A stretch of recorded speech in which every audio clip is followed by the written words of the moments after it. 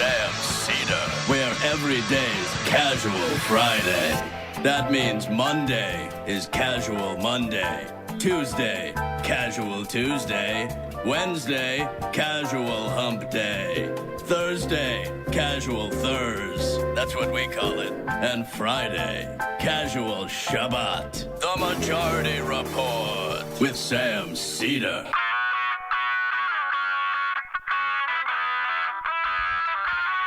It is Friday, March 1st, 2019. My name is Sam Seder. This is the 5-time award-winning Majority Report.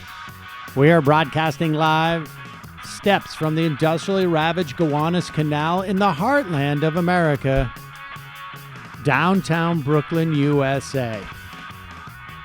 On the program today, joining us from TYT, Emma Vigeland will be in studio talking about the week that was. Then Andy Kindler, via the telephone, will give us the latest update on the blockbuster tour by Dennis Miller and Mark Steyn, making its way across the country.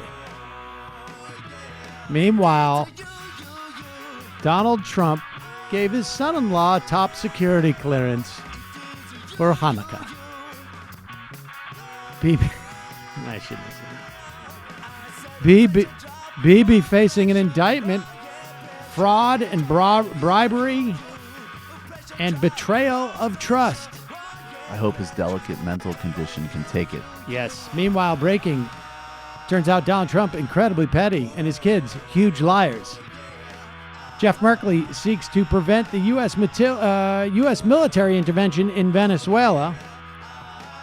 And Felix Seder and Alan Weisselberg next up for the House Intel Committee. Worse than Pruitt, former coal lobbyist Andrew Wheeler confirmed by the Senate to head the EPA. And ladies and gentlemen, Sheldon Adelson in dire health on his deathbed. Looks to set up a foundation. Looks to set up a foundation to do horrible things after he dies. So unlike him. Meanwhile, Democrats will reintroduce a DREAM Act and temporary protective status protections. And Bernie about to have his first rally of the 2020 campaign tomorrow in Brooklyn as Jay Inslee enters the race. I'll be there. Watch TYT's coverage. Well, there'll be a lot of us there. We'll talk about that in a moment. And Pelosi calls for Democratic unity, and AOC provides the muscle. All this and more on today's program. Apparently, Emma is going to the rally tomorrow. I think the entire office is in one form or another going to the rally. Are you going to the rally, Michael? Of course. Emma, you're obviously going and covering for TYT. Are you going to be live?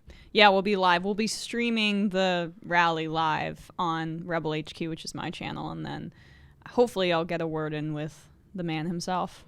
There you go. And will you be doing like commentary on the rally? Probably not. I mean, I think I'm going to interview supporters because I did that with Trump supporters, as some people know.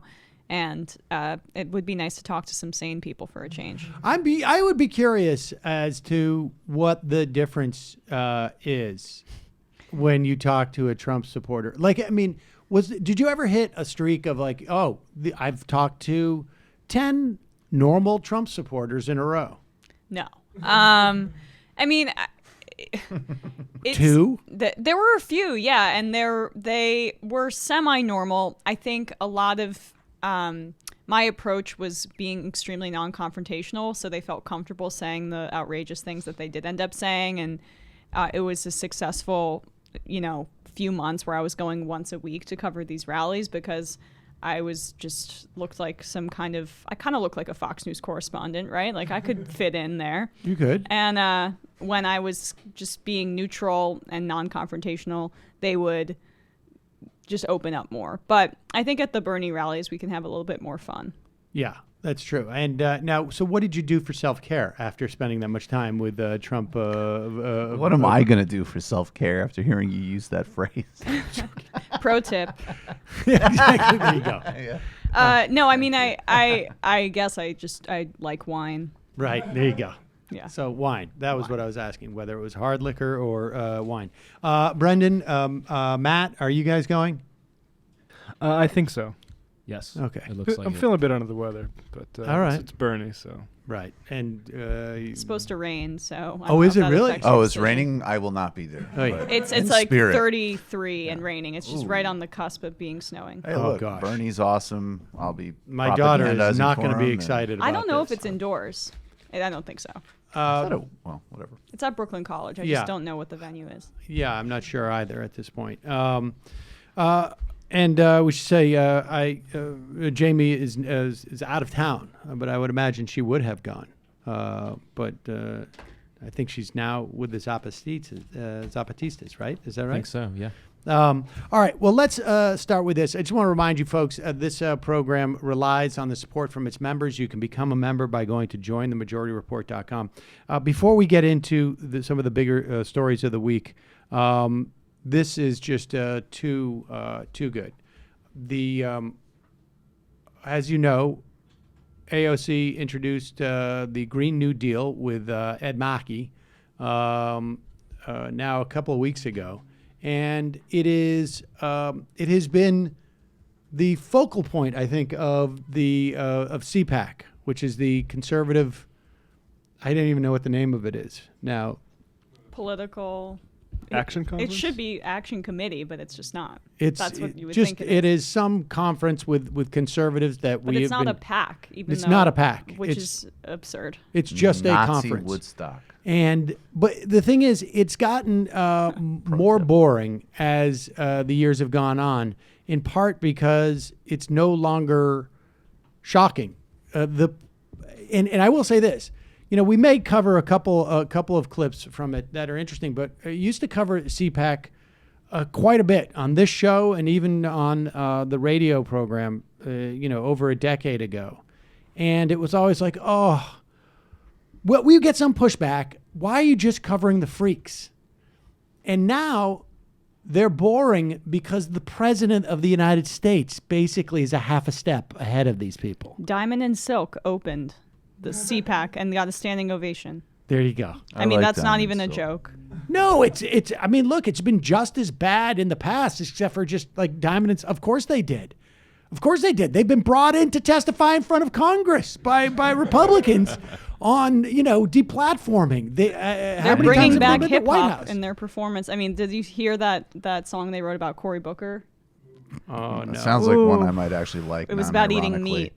One of them beatboxed. Oh, because he's a vegetarian. He's a vegan, which Oh, is that's so cool. very triggering for them. And they performed this number on their Fox streaming show. And it's Cory Booker does have like vegan you brain, guys though. really got to see it. Well, I'm glad you mentioned vegan and it being triggering, because on Fox and Friends, the F&F viewers weigh in on the Green New Deal. They have assembled a crew of Fox and Friends viewers to comment on the Green New Deal. And who is this host? I don't know who she is. It's Ainsley Earhart. Oh, Ainsley That's Earhart. Ainsley? Okay, I've never seen her not, like up and walking around. Seated Right. between Right. Ducey and Kilmeade. Yeah, There's exactly. never been a not a-hole named Ainsley. I would imagine that Ainsley in the proportion of Ainsley and A-holes is pretty Trip. pretty also. 1-to-1. Trip and Ainsley. All right, but here she is, and for the life of me, we have gone over this tape multiple times. Cannot figure it out. Gary, our farmer friend, I see you shaking your head. What are you thinking about, Gary? Many environmentalists Pause and it for 1 OAC second. Now, understand that there are two types of farmers. There's one that realize, like, hey, climate change is going to fundamentally threaten what I do, because I can't move my property. I can't move my land.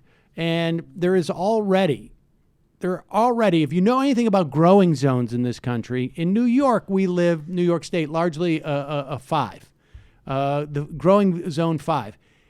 In just the past 15 years, we have like slid into like a 5.5 growing zone in this in this region.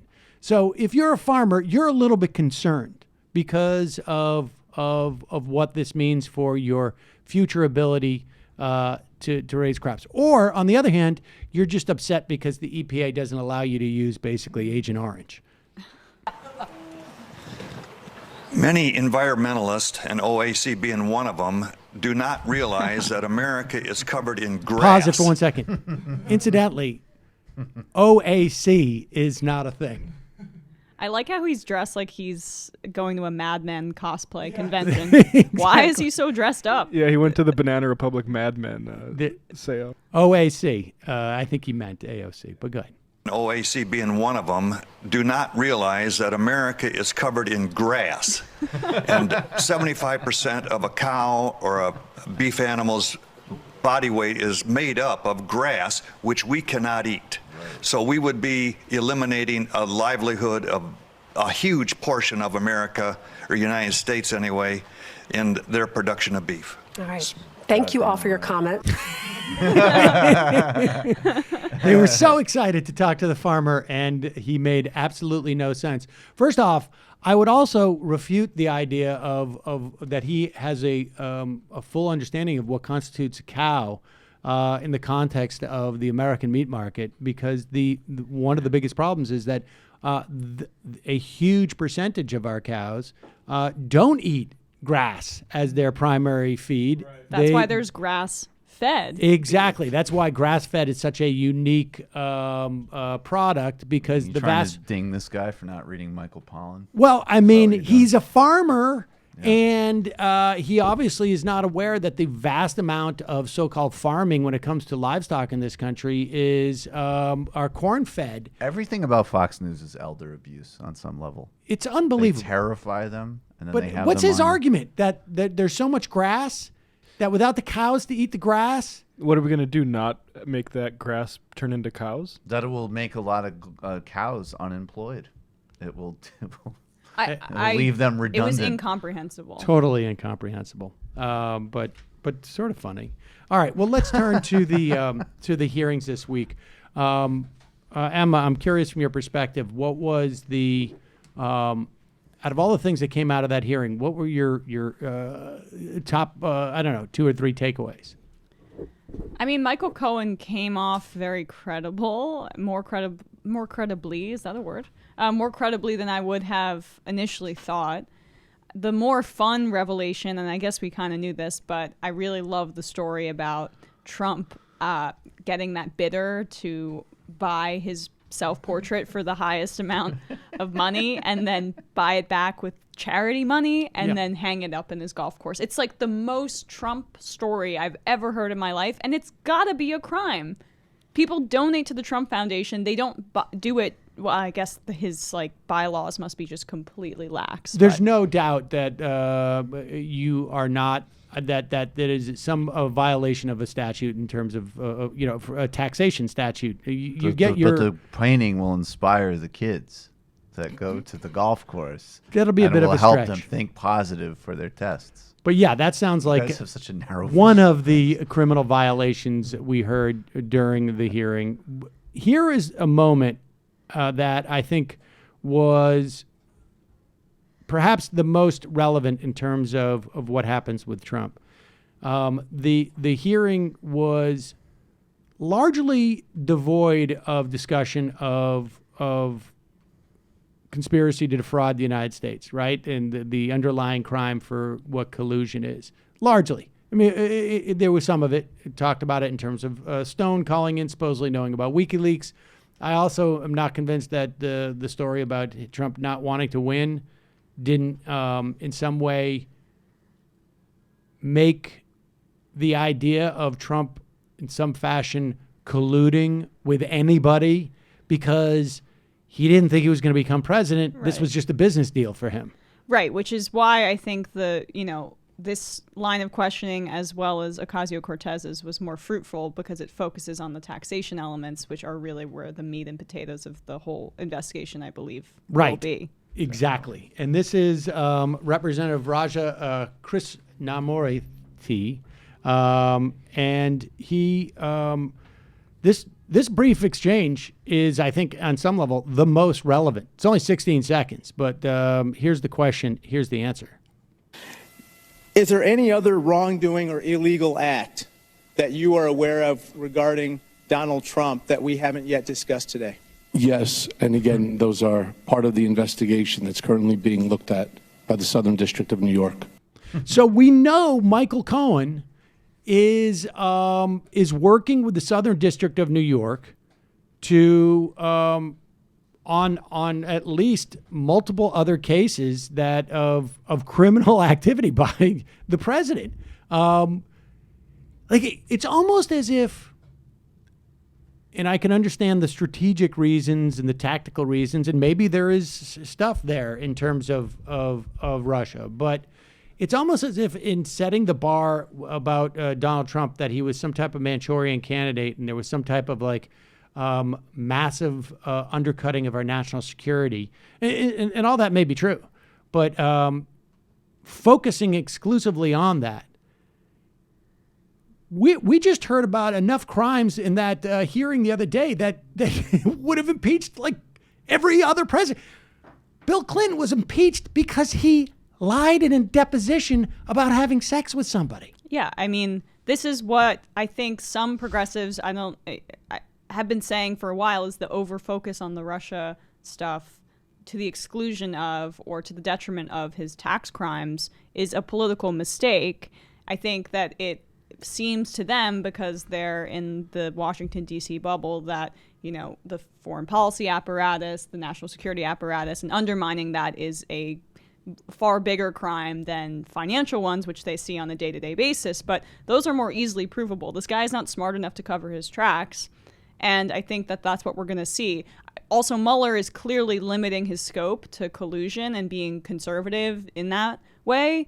So I don't know if he's going to come back with any smoking gun about collusion like what you're saying. And that Republicans may rejoice, but then we have the Southern District chipping away at those other crimes. Yeah, and I think that's totally true. And I also think that these broader sets of crimes and broader atmosphere of corruption is the type of stuff that he's a egregious and incompetent and extreme example of, because that's who he is. But it reflects systems problems, and that's another difference in approaches here inside the Democratic Party.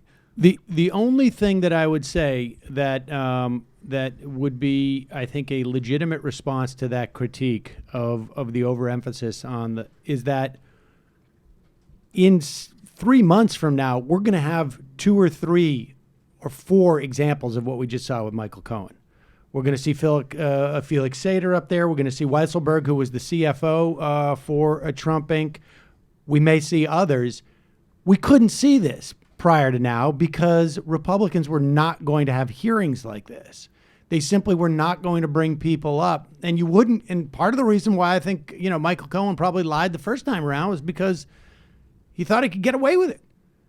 He just thought, he thought as Donald Trump, the reason why Donald Trump signs these checks and, breaks the law like this is because he thinks he's going to get away with it. I want to see what Felix Seder, I'm eager to hear that, because that's the only thread of this Russia thing that I find particularly interesting. And I think we've always said, literally from day one, mafia, money laundering stuff, and the conduit and also the nexus, if there even is a tangential connection or a direct connection to intelligence services, it's all going to be at the nexus of Felix Seder, and that will be interesting. And also, again, I don't know, if the broader proposition that Mark Blythe told me of there's no restrictions on campaign funding basically at all. There's lobbying groups for every foreign interest with money you can imagine in D.C. Again, this is a reflection of a systems problem.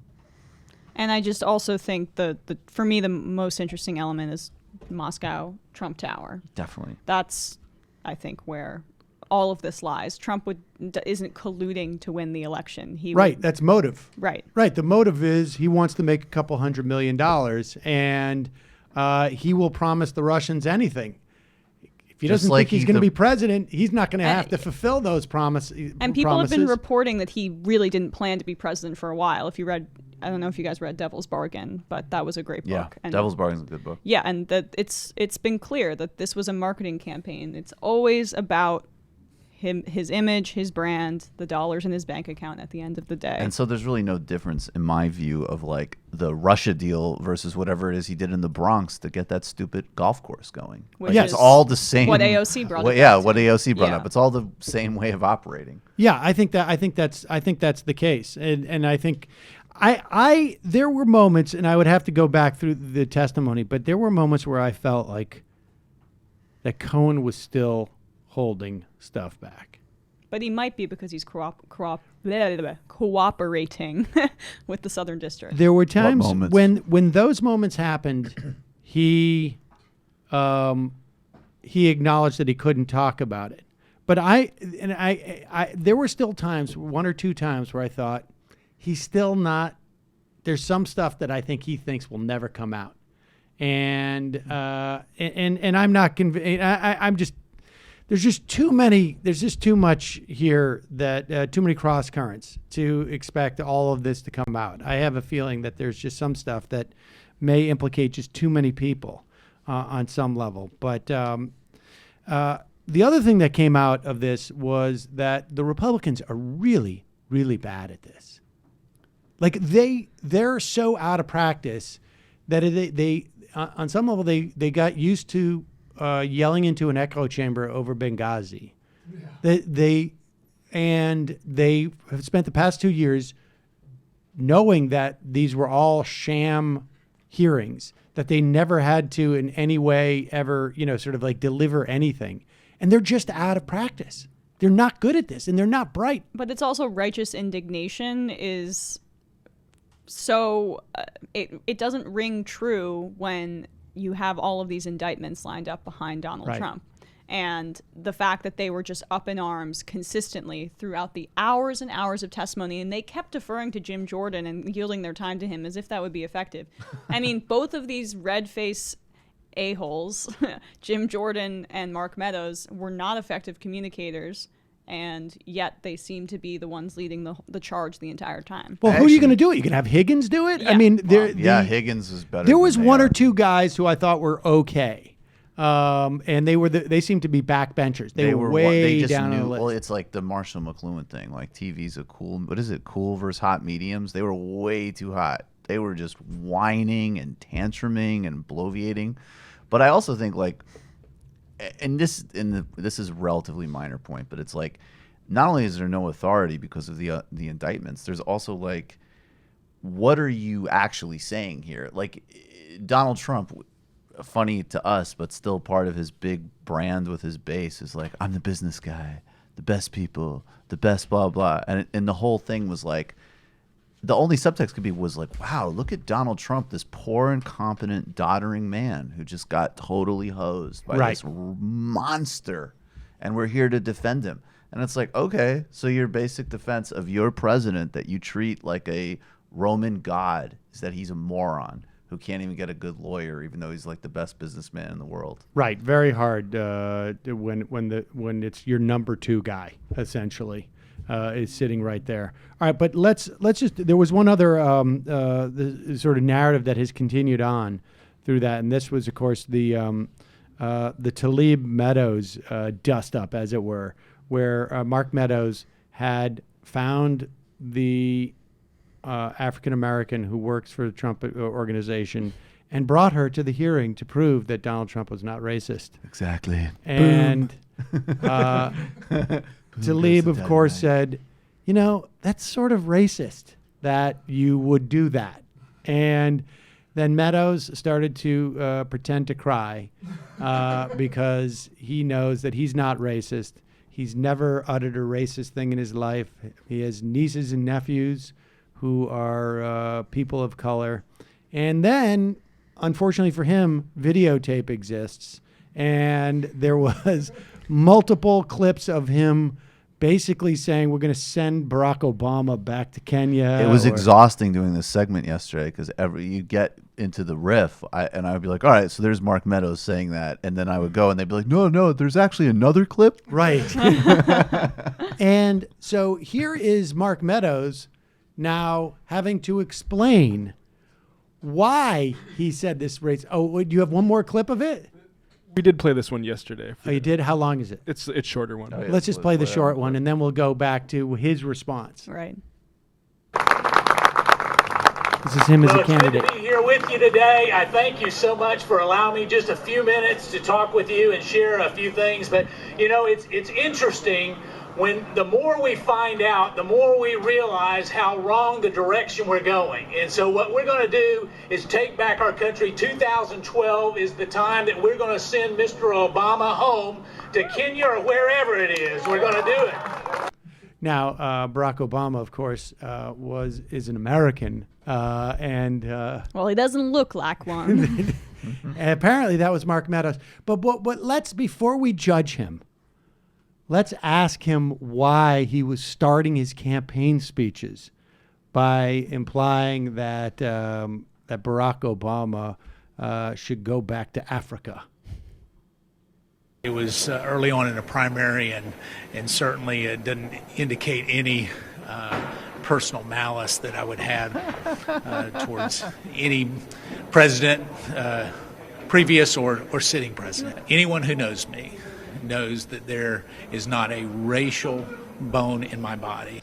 Not a racial bone in his No, body? that's not Did he a say that racial- on purpose? Yeah, he said, I don't have the extra racial bone that makes you not be able to swim. No, I'm sorry. Oh, that's racist too. Ask Elijah Cummings. Don't judge me on my actions. Judge me on the contents of my bones. Right, exactly. And what's amazing is that his defense is literally like, look, I just use race as a campaign tactic, not as I was racist for the primary, and then in the general, I toned it down. I sat my Exactly. sweet little nieces down and I said, listen, Well, your uncle's going to need to say some things over the next couple of weeks. This is a top primary. he also says it's not about personal malice to Obama, but people aren't saying it's because you're mean to Obama. They're saying it's because you have malice towards a race. Because That's you right. say- That's right. I mean, he couldn't have been more sort of nakedly denying there, right? I get Sean Spicer vibes from him a little. What does that mean? He kind of Drunk. looks like him. Oh, okay. Red face screaming. I was Right. going to say emotionally unstable. Same in a batch. profound midlife crisis that has I mean- implications for other people. It's extraordinary. And on some level, like, you know, Elijah Cummings should come out, it seems to me, and say, like, I'm a little bit disappointed to see that video. At the very least, there should be a coda to this where he says, like, yeah, I gave him cover in the hearing, and yes, we're good friends. But he put him in a bad spot. He was like saying, you know, Mr. Chairman, I was about to say Mr. Speaker, Mr. Chairman, you can vouch for me, right? Like, what is he going to do? Nope, I can't. It's like- actually, I even feel though like- we have drinks occasionally, like you Cummings- are extremely racist. I would say, I Thank mean, I you. feel like Cummings could have been like, you're a good guy, but you know, hey, I know. I would say guess you're not. racial, not racist, to paraphrase Omarosa. Well, he Anyways, does have a Mr. racial Tlaib- bone, Right. so. I think Elijah Cummings legit, and I know some people don't like this, but he is a Christian. Like, honestly, like that's the whole way that exchange, like, and a lot of things he did on that committee. He's trying very hard to take his faith seriously. I mean, if Cummings did body slam him at that moment, it would have made it all worth it, like actually building a relationship Oh, I up would with have him loved over it. other Yeah, you things. just Let's like, also- and now you realize we never were friends. It was all the build-up, honky. Democrats, I don't- 2019. I don't want to blow past the fact, though, that the reason why Mark Meadows has to spend the next 2 days defending the fact that he's not a racist, which, you know, is a difficult task for him, is because Rashida Tlaib had the wherewithal and the strength Clarity. to say this in a hearing where I don't think that we have ever had a class of Congress people which would include people who would do this on a regular basis, at least not in the past 20, 30 years. I mean, you had people, call out Jeff Sessions, but it was a more formalized process. This was like she was just commenting on something that happened in the committee, didn't have, it was obviously off the cuff, and good for her. But this is important, right? Yeah. Well, part of Pelosi's shrewdness about, I guess, I don't know how involved she is in committee assignments, or the party's shrewdness is they put Ocasio-Cortez, Ayanna Pressley, Rashida Tlaib, these strong progressives on the oversight committee so that they could be just constantly attacking Republicans, as opposed to a lot of people were really concerned about AOC, especially highlighting the hypocrisy and criticizing the Democratic Party. But it is so nice to see these deeply progressive Congress people like Ro Khanna and the people I just listed have this platform to go after the Trump administration. They can be the bulldogs, and at the same time, they'll still be critical of the Democratic Party. So it's deeply refreshing, and I think that their interrogations, or not interrogations, their questioning was the most effective and the most memorable out of all of the questioning. And there is a broader context in which they're raising these issues, right? Like that it's not just simply Trump bad or Republicans bad. There is a foundation of a proactive politics from which this criticism comes. Like if this was a Senate hearing and Cory Booker was on the committee, he'd spend 80% of it talking about himself, not letting people answer questions. But Ocasio-Cortez especially was just trying to get to the facts. And I found that refreshing. Yeah. Now, meanwhile, Donald Trump was in North Korea and in Vietnam. And in Vietnam, anticipating a signing statement on, I guess it was supposed to happen Thursday, and that's a long way to go, essentially, to not have that signing statement. I mean, that's a huge disaster. And it's Bolton's fault. And Pompeo. I mean, my understanding is that the North Koreans actually came with, and again, you can't be moralistic in these conversations, so I'll stipulate all of the things about the horrific nature of that regime. But they came with a deal that was significant. It would have definitely downgraded their capacity in a pretty significant way. And what they wanted was for real, robust sanctions relief.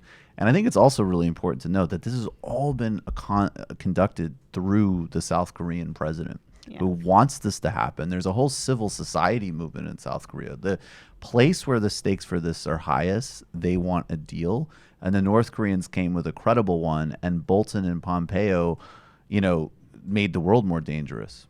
And Moon, I said last year he should have received the Nobel Peace Prize or been in consideration for his work with this. But secondly, what I think is important to note is this is what the deal that Trump was apparently prepared to take is identical to the Iran deal, basically, right? The partial denuclearization,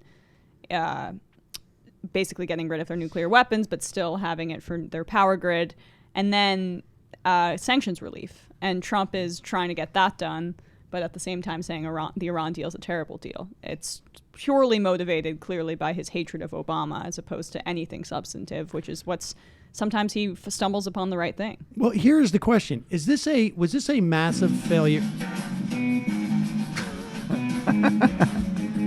That's the question. Wow, I don't know what that happened. The soundtrack for Sam's question. There you go. It went a little bit too loud. Oh, of course. It was like some tab I had open with The Hill. Classic.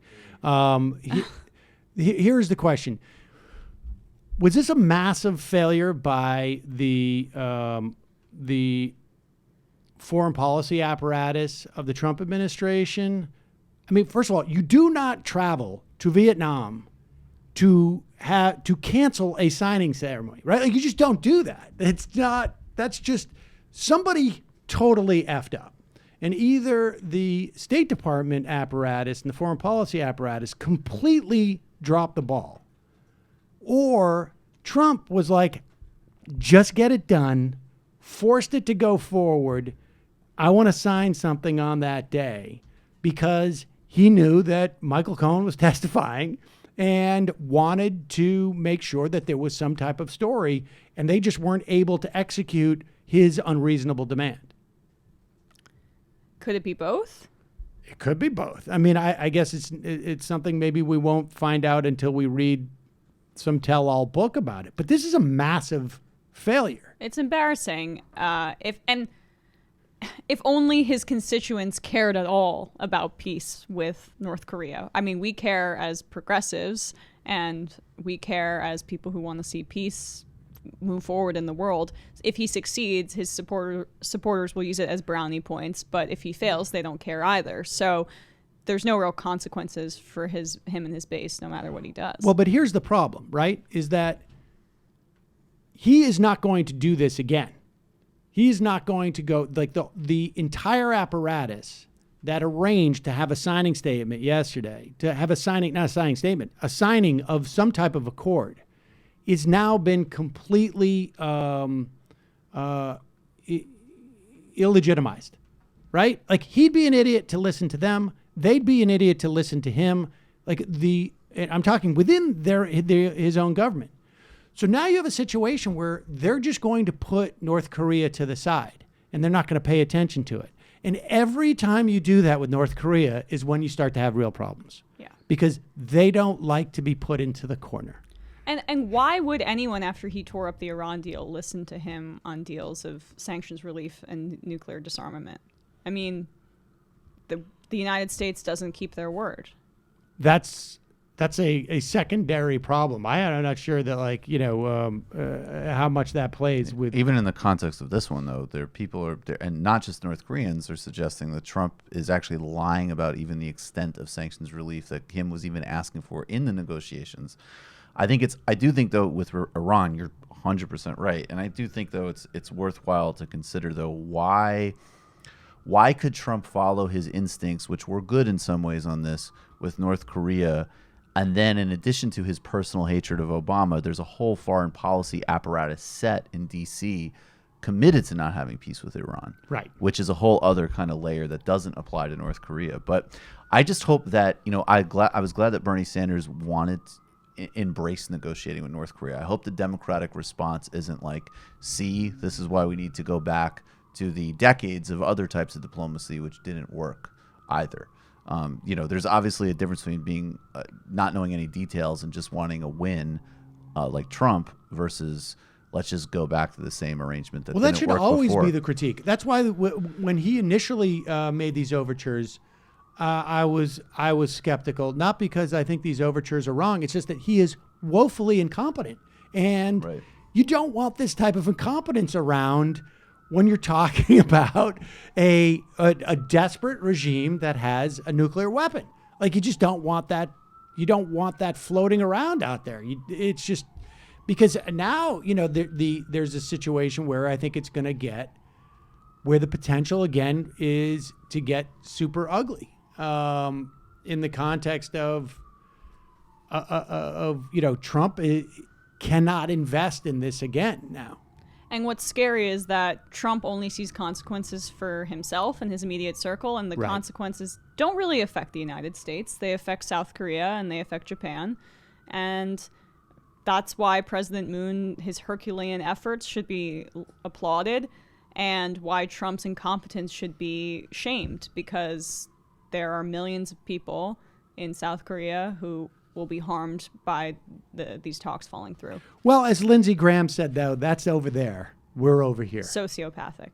Maybe I think Trump should pivot as quickly as possible to India, Pakistan. We need him. Let's talk about just this story, briefly, and then we'll go talk about the what's being reported amongst the Democrats. There's a New York Times story out today that's citing, I guess, 4 sources saying that, in fact, Donald Trump personally ordered his son-in-law to get a top secret security clearance, both overruling all the concerns by intelligence officials and the White House's top lawyer. This is apparently, sourced with 4 people, not clear on on where they are. They may not even be White House officials, actually, it sounds like it. But this is, and apparently John Kelly wrote an internal memo about how he had been ordered to give Kushner the top secret clearance because he was so concerned about having responsibility for this. I mean, total CYA. The brave John Kelly, who is going to be the adult who's going to save us all, just covering his own ass, essentially, for something that he thought was highly dangerous. I mean, because I would put the odds of Jared Kushner, and apparently Jared Kushner has asked for more top secret information than any other official in the Trump administration. He has put in more requests. It's working, and it's very exciting. I would put the chances that he has not given or sold this material to people that he is hoping will fund his family's business at somewhere between 0 and like 0.7% or something. He's just organizing it in an Evernote file. Right.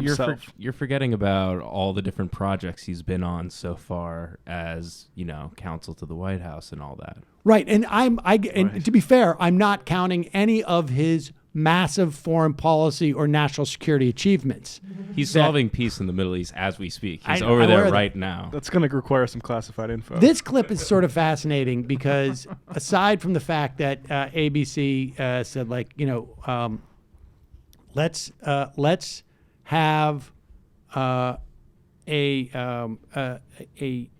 nepotistic interviewer interview a nepotistic government official. Oh, and so Abby Hunt was sent down to Huntsman, excuse me, was sent down to interview Ivanka Trump. When was this? Like two or 3 weeks ago, I guess. It's interesting just to watch how she lies when she's lying. There are a lot of investigations going on, as you know. Democrats launching new ones this week. One of them into the clearance process, something that you and your husband now have, security clearances, but there were some issues early on. And there are a lot of people that question whether you were given special treatment by the president, overriding other officials. Can you speak to that? There were anonymous leaks about there being issues. Did you see, is she turning more into her dad? Yeah, she's leaning into it pretty right? Go backwards. That anonymous leaks. Wow, he's going to love her even more. Yeah. Can you speak to that? There were anonymous leaks about there being issues, but the president had no involvement pertaining to my clearance or my husband's clearance. Zero. What were the problems early on? There weren't any, other than a backlog that exists of close to 1 million clearances across government. Which is why that all happened with Obama. This was happening under the Obama administration, the Clinton administration. There are literally close to 1 million people in the federal government who are in the pipeline to get their permanent clearance and are on temporary status. So no special treatment? No. How dare you suggest that my father would give me his daughter special treatment? I'm struck by how the amorality of the elitist class, because it's not like she and Chelsea Clinton were friends before this, right? It's not like she's this diehard far-right conservative, but because she's been placed into this role and it's all about gaining power, she's completely adopted it and has become this very person. So, of course, she needs to maintain power, play this role, and she's going to do it. And lie. And just bald-faced lie. And it's legal for the president to do this, right? The president has the ability to do this. It's just that they feel they got to lie about it. There's such a natural compunction to lie, I guess. I guess just apropos of nothing, it's been pretty well reported that MBS said, I have Jared Kushner in my pocket. Right. Just a little atmospheric on this one. He has Trump in his pocket, too. It's true. Right. It's true, my friend, yes. They both have significant real estate deals, Kushner and Trump, separately in Saudi Arabia. And I imagine the dynamic is like, you're getting me a deal. You take a taste for yourself, too, because you got to take care of my grandkid. What's so funny is when Trump made his first visit overseas to Saudi, we were doing these bits of like the Saudis telling the Russians, like, why do you make it so complicated? Like, what you do is you fly him out, you put his face on a billboard, you tell him he's great, give him a gold chain. Right, Then exactly. you can have a blockade on Qatar. What's all this with the bots and all this nonsense? Just do it. You just do it. Just cash. Yeah, it's just cash. It's just, all right. He's a great president. Here's money. What's the problem? So there's a story that I think there's a version, a Politico version. There's a Washington Post version. The Democrats, and we're really, now we're, I guess, 6 weeks in, and we're really starting to get a sense of like what's going to happen with the Democrats, at least in Congress for 2 years. We got Pramila Jayapal introducing a Medicare for All bill that is to the left of Bernie's. We have Elizabeth Warren, at least in terms of the context of her campaign, introducing a universal child daycare that basically constructed of subsidies. Which could be paid for by our military budget increase of the last year. Oh, yeah. It's like that. It's not radical at all. No. And it is not terribly expensive. It's almost just shocking just to hear how cheap this stuff is. Exactly. Universal pre-K, there's plans, it's between $2 to $12 billion, which is chump change for Congress. That is half the delta between what the Democrats were going to give Trump for his wall last year versus this year, right? Yeah. Like they were going to give him $25 billion last year. They were, he wanted $5 billion, like $10, $12 billion is nothing. And the idea that you could provide universal pre-K for that. And the other part about Warren's bill is that not only does it provide universal pre-K for students, but you're also like building an infrastructure of teachers. Yeah. Right? That she's the job creator. Yeah. And we also have Democratic legislation on renewing the Voting Rights Act. We also got some gun control legislation passed. But that gun control legislation was the focus of some frustration in apparently a closed-door meeting with the Democratic caucus. Because what happened on that gun control legislation, this was basically an expansion of the of background checks, of federal background checks for gun purchases. Of course, it's not going to be law because the Republicans control the Senate. However, there were 26 Democrats who joined the Republicans in voting for an amendment to the legislation that required ICE to be notified if an illegal immigrant seeks to purchase a gun. And so we have a situation where you're giving ICE more authority. And ICE is a highly problematic agency for obvious reasons. Simultaneously, there's a story about how there's a crisis at the border because we have too many babies that we're storing in a Texas facility. But so Pelosi went in and basically chastised her caucus. We're either a team or we're not. We have to make that decision because she did not want these Democrats to abandon the Democratic caucus and vote with the Republicans on this amendment. There's an argument. Pelosi and Hoyer and Clyburn on one side, Pelosi on the other, as to whether Democrats should be making these procedural votes to allow amendments because they're afraid of in 2020 that they're going to be these votes are going to be used against them in House races. And apparently AOC got up at one point and said after she said something to the effect of, okay, this is what it was. And this is her spokesperson saying this. She said that when activists ask her why she had to vote for a gun safety bill that also further empowers an agency that forcibly injects kids with psychotropic drugs, they're going to want to know. A list of names, and she's going to give it to them. Speaking of basically like, we're going to primary you guys. Right. And it's encouraging to me that Pelosi was on the side of not the primarying, but AOC's kind of in her wing at least. Well, what does that say to you that she is? I think it says more about the fact that these gun control measures, I think Pelosi has gone all in on. She understands that it's a political win for the Democrats in terms of polling, that it should be easy. And I do think she wants to keep the caucus together. I think, as we were discussing before we went on air, Pelosi is a great opposition leader, and she is a great partisan, as you said. And now that Trump's in office, she feels more emboldened to stand up to him with a united caucus. And I think that's more of her concern, whereas AOC is more concerned about the substance of it, and she wants to abolish ICE altogether.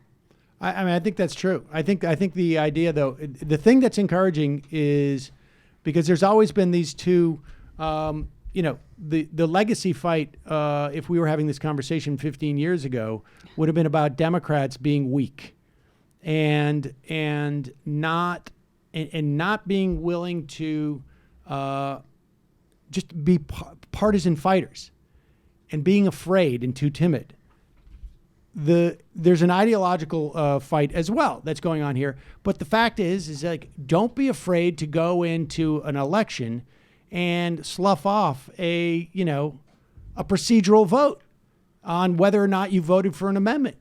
You gotta stand for something and not waffle and stay with the pack, essentially, and Pelosi is good at that, I think. And she's it is very good interesting. at it, but do you think it's a slight double-edged sword, though, because I think what I like about her is that quality, but I actually think, and this is being applied in a good case towards the trash members of the Democratic caucus, but the same, like, let's keep it synchronized, don't rock the boat thing is also the same reason why she's, been not good on Medicare for all necessarily, why she kind of mocked the Green New Deal. So I think that there's, it's a give and take with that dynamic. No, too often it's been a negative, but recently I feel that she has seized the political moment of the Trump administration to make it a more net positive than it has been a net negative in 2019. I mean, I think there's also an argument that her poo-pooing these things like Medicare for all and Green New Deal, at least at this point, are a way of basically saying to those 26, Democrats who will abandon on procedural votes, like, don't worry, I got you back, until she doesn't. And I mean, she's there for, basically the deal for her is I'm out of here in a couple of years. After 2020, somebody new is going to be here. And this is also good insofar as it exposes Clyburn and Hoyer, as being like terrible. This ilk is not good. We have 240 some odd Democratic Congress people, and we should not be kowtowing to 10% of the caucus to go because they're afraid of taking a procedural vote. So, do we think that Hoyer is going to make a play for Speaker whenever Pelosi leaves? I don't know. I always feel like he's too old, but I also feel like these guys never die. I think that's why it's even more important to encourage some of these primary challenges in many ways, because in 2020 and beyond, if we're determining who's going to be the Speaker of the House, new blood, more progressives are going to be less likely to vote for a guy like Hoyer and going to want someone new in there. Right. Also, it would be nice to knock off Hoyer, but that's never going to happen. That would be nice. That's never going to happen. He's insufferable. He is insufferable. All right. Speaking of insufferable, we've got to get to Andy Kindler. I'm joking. That's of not course. a nice way to welcome a guest. I didn't welcome him. He's not listening now. He is. He does listen, don't you? He's very narcissistic. He likes to be like, did they mention me before? That's not nice to say. I know. Did you see how I did that? I did a misdirect. Boom. Sorry, Andy. We love you. All right, we're gonna take a quick break. We're gonna bring back Andy Kindler. Do you want to stay for a little bit because Sure. we're gonna be talking about some really terrible people. Mark Steyn and Dennis Miller. They're on tour. The magic is back. I think Emma just Holmes summarized. and Watson? She just summarized the whole next segment. All right, we're going to take a quick break. We'll be right back. Andy Kindler will join us.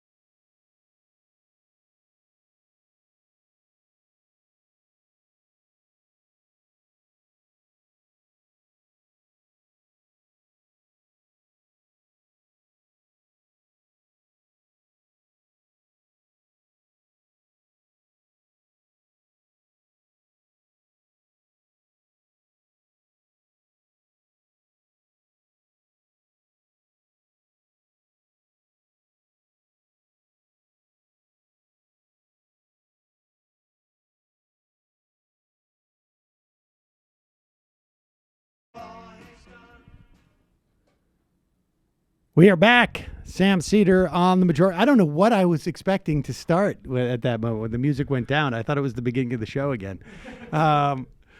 Ladies and gentlemen, as you know, on a Friday is such a special day that people came up with the saying TGIF.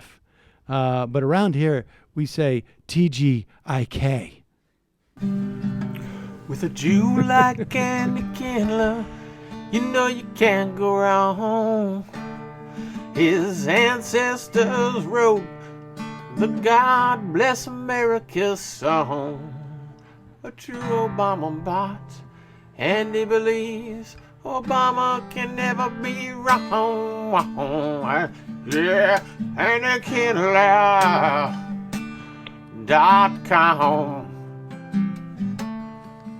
You made me laugh so hard, I had to write you your theme song. Andy Kindler. Andy Kindler. It has been too long, Andy. How long has it been? You don't think I heard that segue? You think I don't listen to every second of the show? Oh my God! Unbelievable! You have to use me as an unpleasant segue. Speaking of things that are obnoxious and over the top and are unpleasant, speaking about annoying people. No, Andy Kindler. No, I went too far. I think I brought my own opinion to myself in there. Andy, this is not the first time we've talked since the new year, is it? No. I don't know, but every time I see that vest on me, that vest. What that's vest? The way What are you talking about? What's the vest? That's from Raising Dad. You do that to make me feel less than. Wait a second. What is it? Can we put it up on the screen? Yeah, it's that vest. What vest? The sweater vest. I don't. You're seeing a vest. I'm not seeing anything.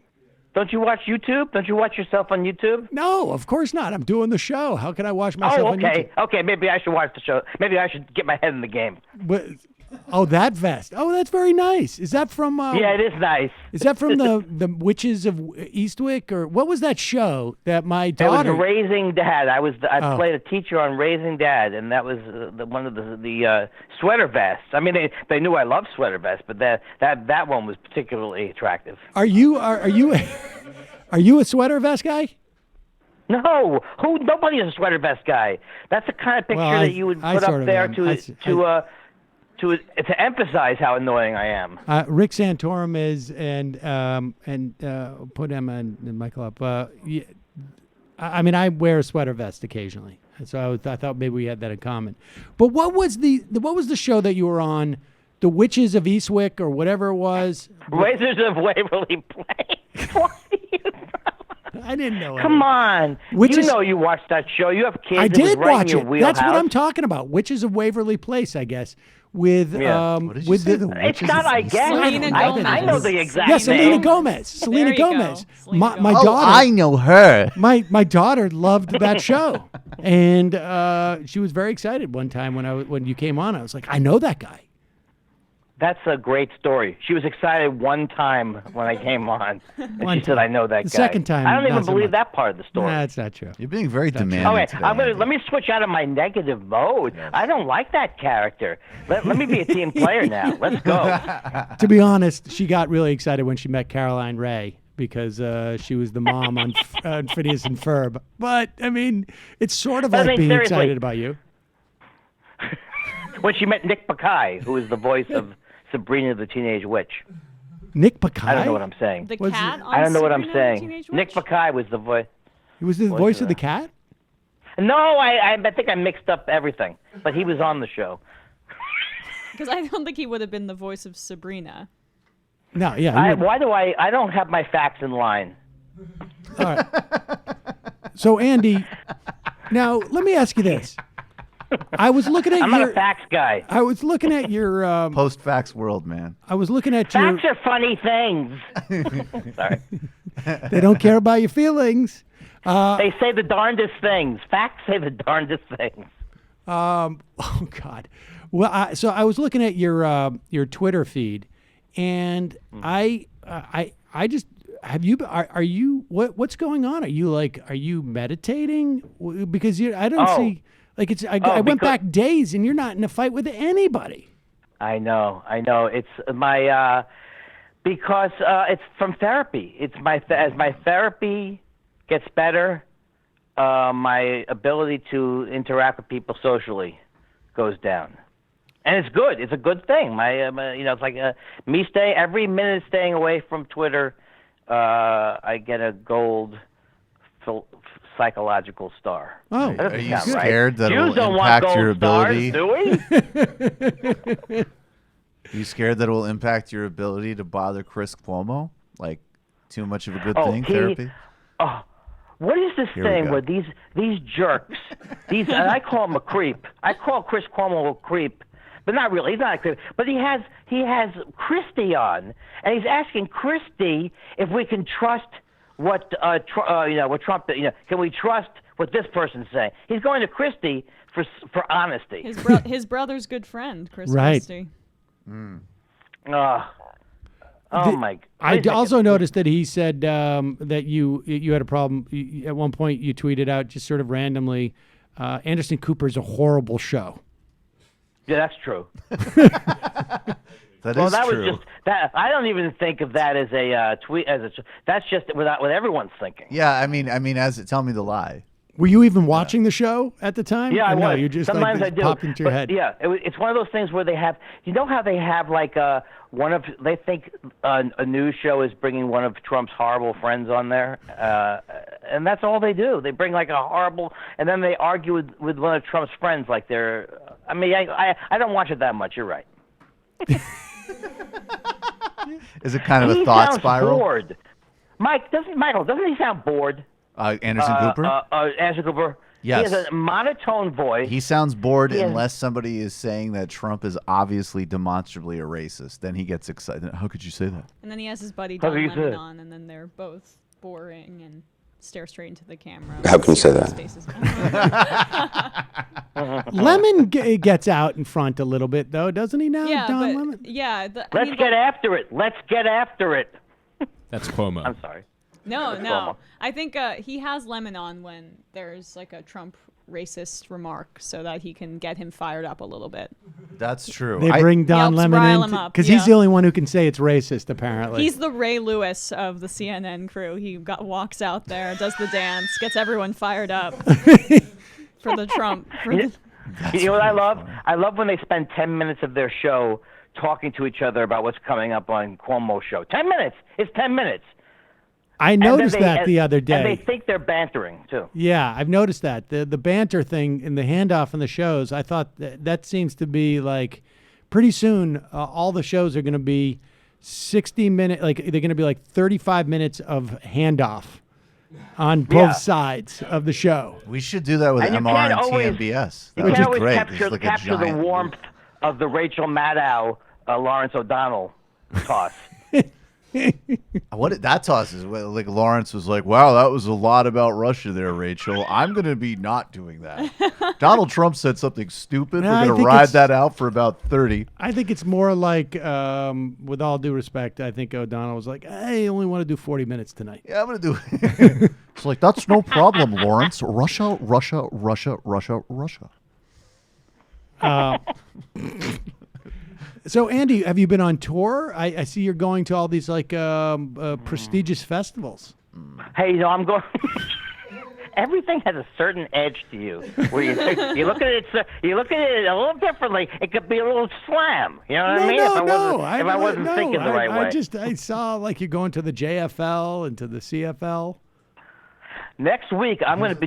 Do we have listeners in Aurora, Illinois?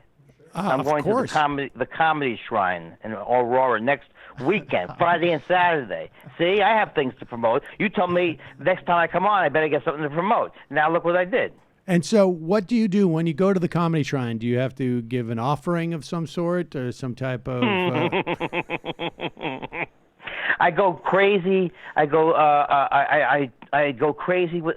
I'm not worried about doing the anti-Trump material on the road, Sam. I don't know what you thought about it. I'm not afraid. Is the anti-Trump material working on the road for you or no? I haven't found. I guess the fact that I say that I would not. I hope someone who supports Trump does not come to the show. Don't go to the show. I haven't seen anybody. I haven't seen any racists at my. I call them racists.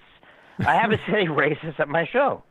All right. Well, that's not terribly surprising. I think if someone's aware of your work and they're, let's say, I'll tell you what, we need to build that wall, but I just love that Jew fella that's always getting into conflicts with CNN personalities on Twitter. Well, I saw Russell Brand at a casino in Atlantic City like a few years ago, and a lot of people showed up not knowing his politics because they were just at the casino. About 15% of the crowd left around 30 minutes in, and he had to shout down many hecklers saying, you hate America, go to X, Y, and Z, Muslim country, blah, blah, blah. Frankly, I'm surprised it's only 15%. At the casino. That's where I make my stand. I want to make a request when they say to go to I don't want to just go to a Muslim country. I have a list of specific places I'd like to go. Oh, well, but they're not going to pay for you to go there. Really? They're just asking you to go. They're just saying go. They're Go. not saying we're going to subsidize a trip of your choice. I will. Thank you. Start a GoFundMe. Yeah. So, Andy, should we get into this? My understanding is that you are tweeting out the tour. I mean, I think we've talked about this, and for longtime listeners, you probably want to, you're probably sick of us talking about Dennis Miller at this point, but for new listeners, I'm sure you're going to be excited. Explain what he does, Seth. Please explain here's to the new listener. Dennis Miller.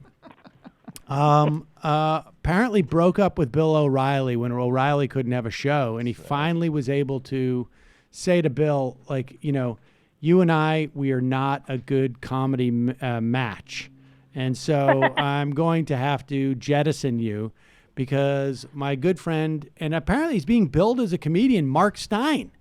I had no idea. Mark Steyn? He's the guy. He's traveling with him. He's the guy who got paid out $4 million when his pay or play show for CRTV fell apart, which is just absurd. This is a web show. CRTV? Yeah, What's CRTV? exactly. Exactly. It's something that's funded by Mercer's or we're not clear exactly who's paying for it. But so here's Mark Steyn and Dennis Miller. Here's a clip. Somebody videotaped part of their show, probably illicitly. I am totally against this, but it is newsworthy, and therefore we need to play it. This is a clip from their show. Do we know where the show was? Pennsylvania. This one was in Pennsylvania. How do they bill this show? Because Andy, I noticed you tweeted out something about it, right? Yeah. Who likes Nazis? Something like that. The tour is called the Adorable Deplorable Tour. That's That's adorable. He rhymed it. Yeah, no, it rhymes. And here is a clip of this stuff. Hold on to your hats, folks. And that's exactly why I'm here. I am a college professor of anthropology and sociology at a liberal arts college in a nearby state that has very high taxes. I have recently been red-pilled. My students... Pause it for 1 second. Now, this is a teacher. She gets up. She's asking a question. This is the key, I realize now, for these tours, is you have a long question and answer period. That way you don't have to do much work. Easy money. You don't have to prepare, right? Like we basically do their version of a live show every day that we take phone calls and IMs. And she's a professor at a liberal arts college, presumably in New York, I would say, Western New York probably, because it's a high tax state. And so she's come down, and she's probably like at Elmira, somewhere. Maybe SUNY Fredonia.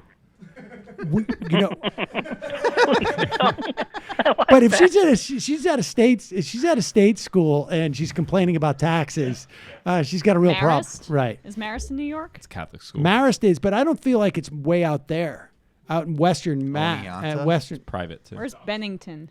Bennington's in Vermont. Now we're just naming colleges. Yeah. But all right, so she's up there. She says she's been red-pilled. Now, I don't know how Dennis Miller and Mark Steyn don't know what this means, but red-pilled means that like you took the pill that you get offered in the Matrix, so you really see what's going on. And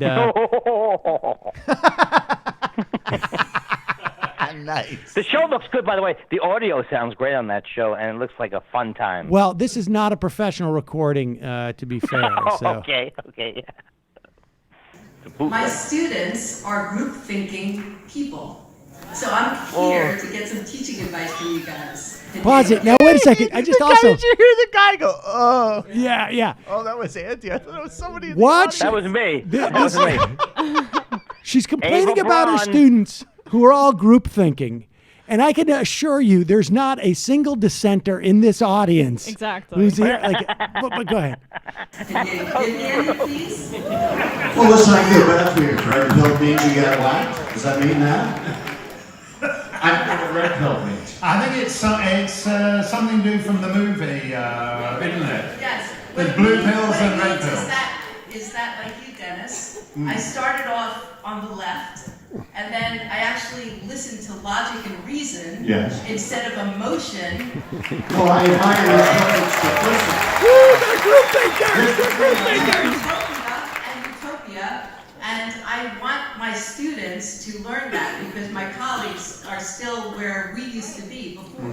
I would tell you, to be honest, I wouldn't die on that hill. I think kids are lost. I think life might bring them around when they start to send those checks out to a government. But I think if you think you can go in now to kids who from 8th grade on have been taught to think one way and quibble with your ability to make a living, and I feel badly for you.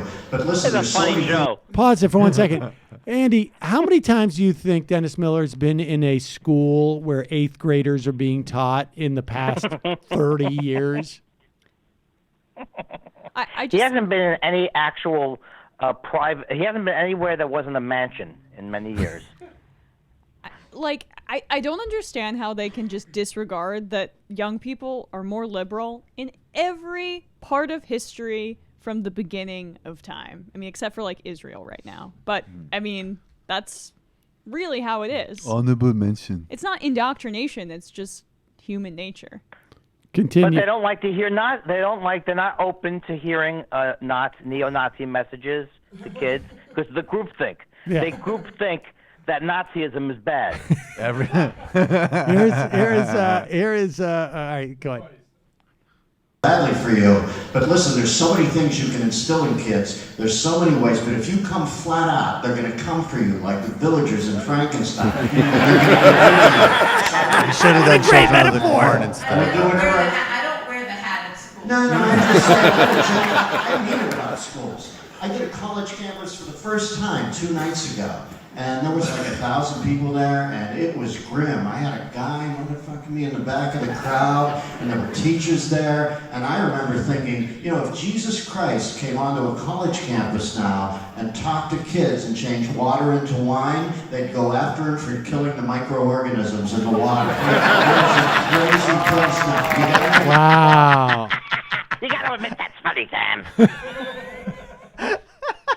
I'm sorry, allow me to step out of this group If thing. Jesus That's killer changed material. water to wine and John the Baptist was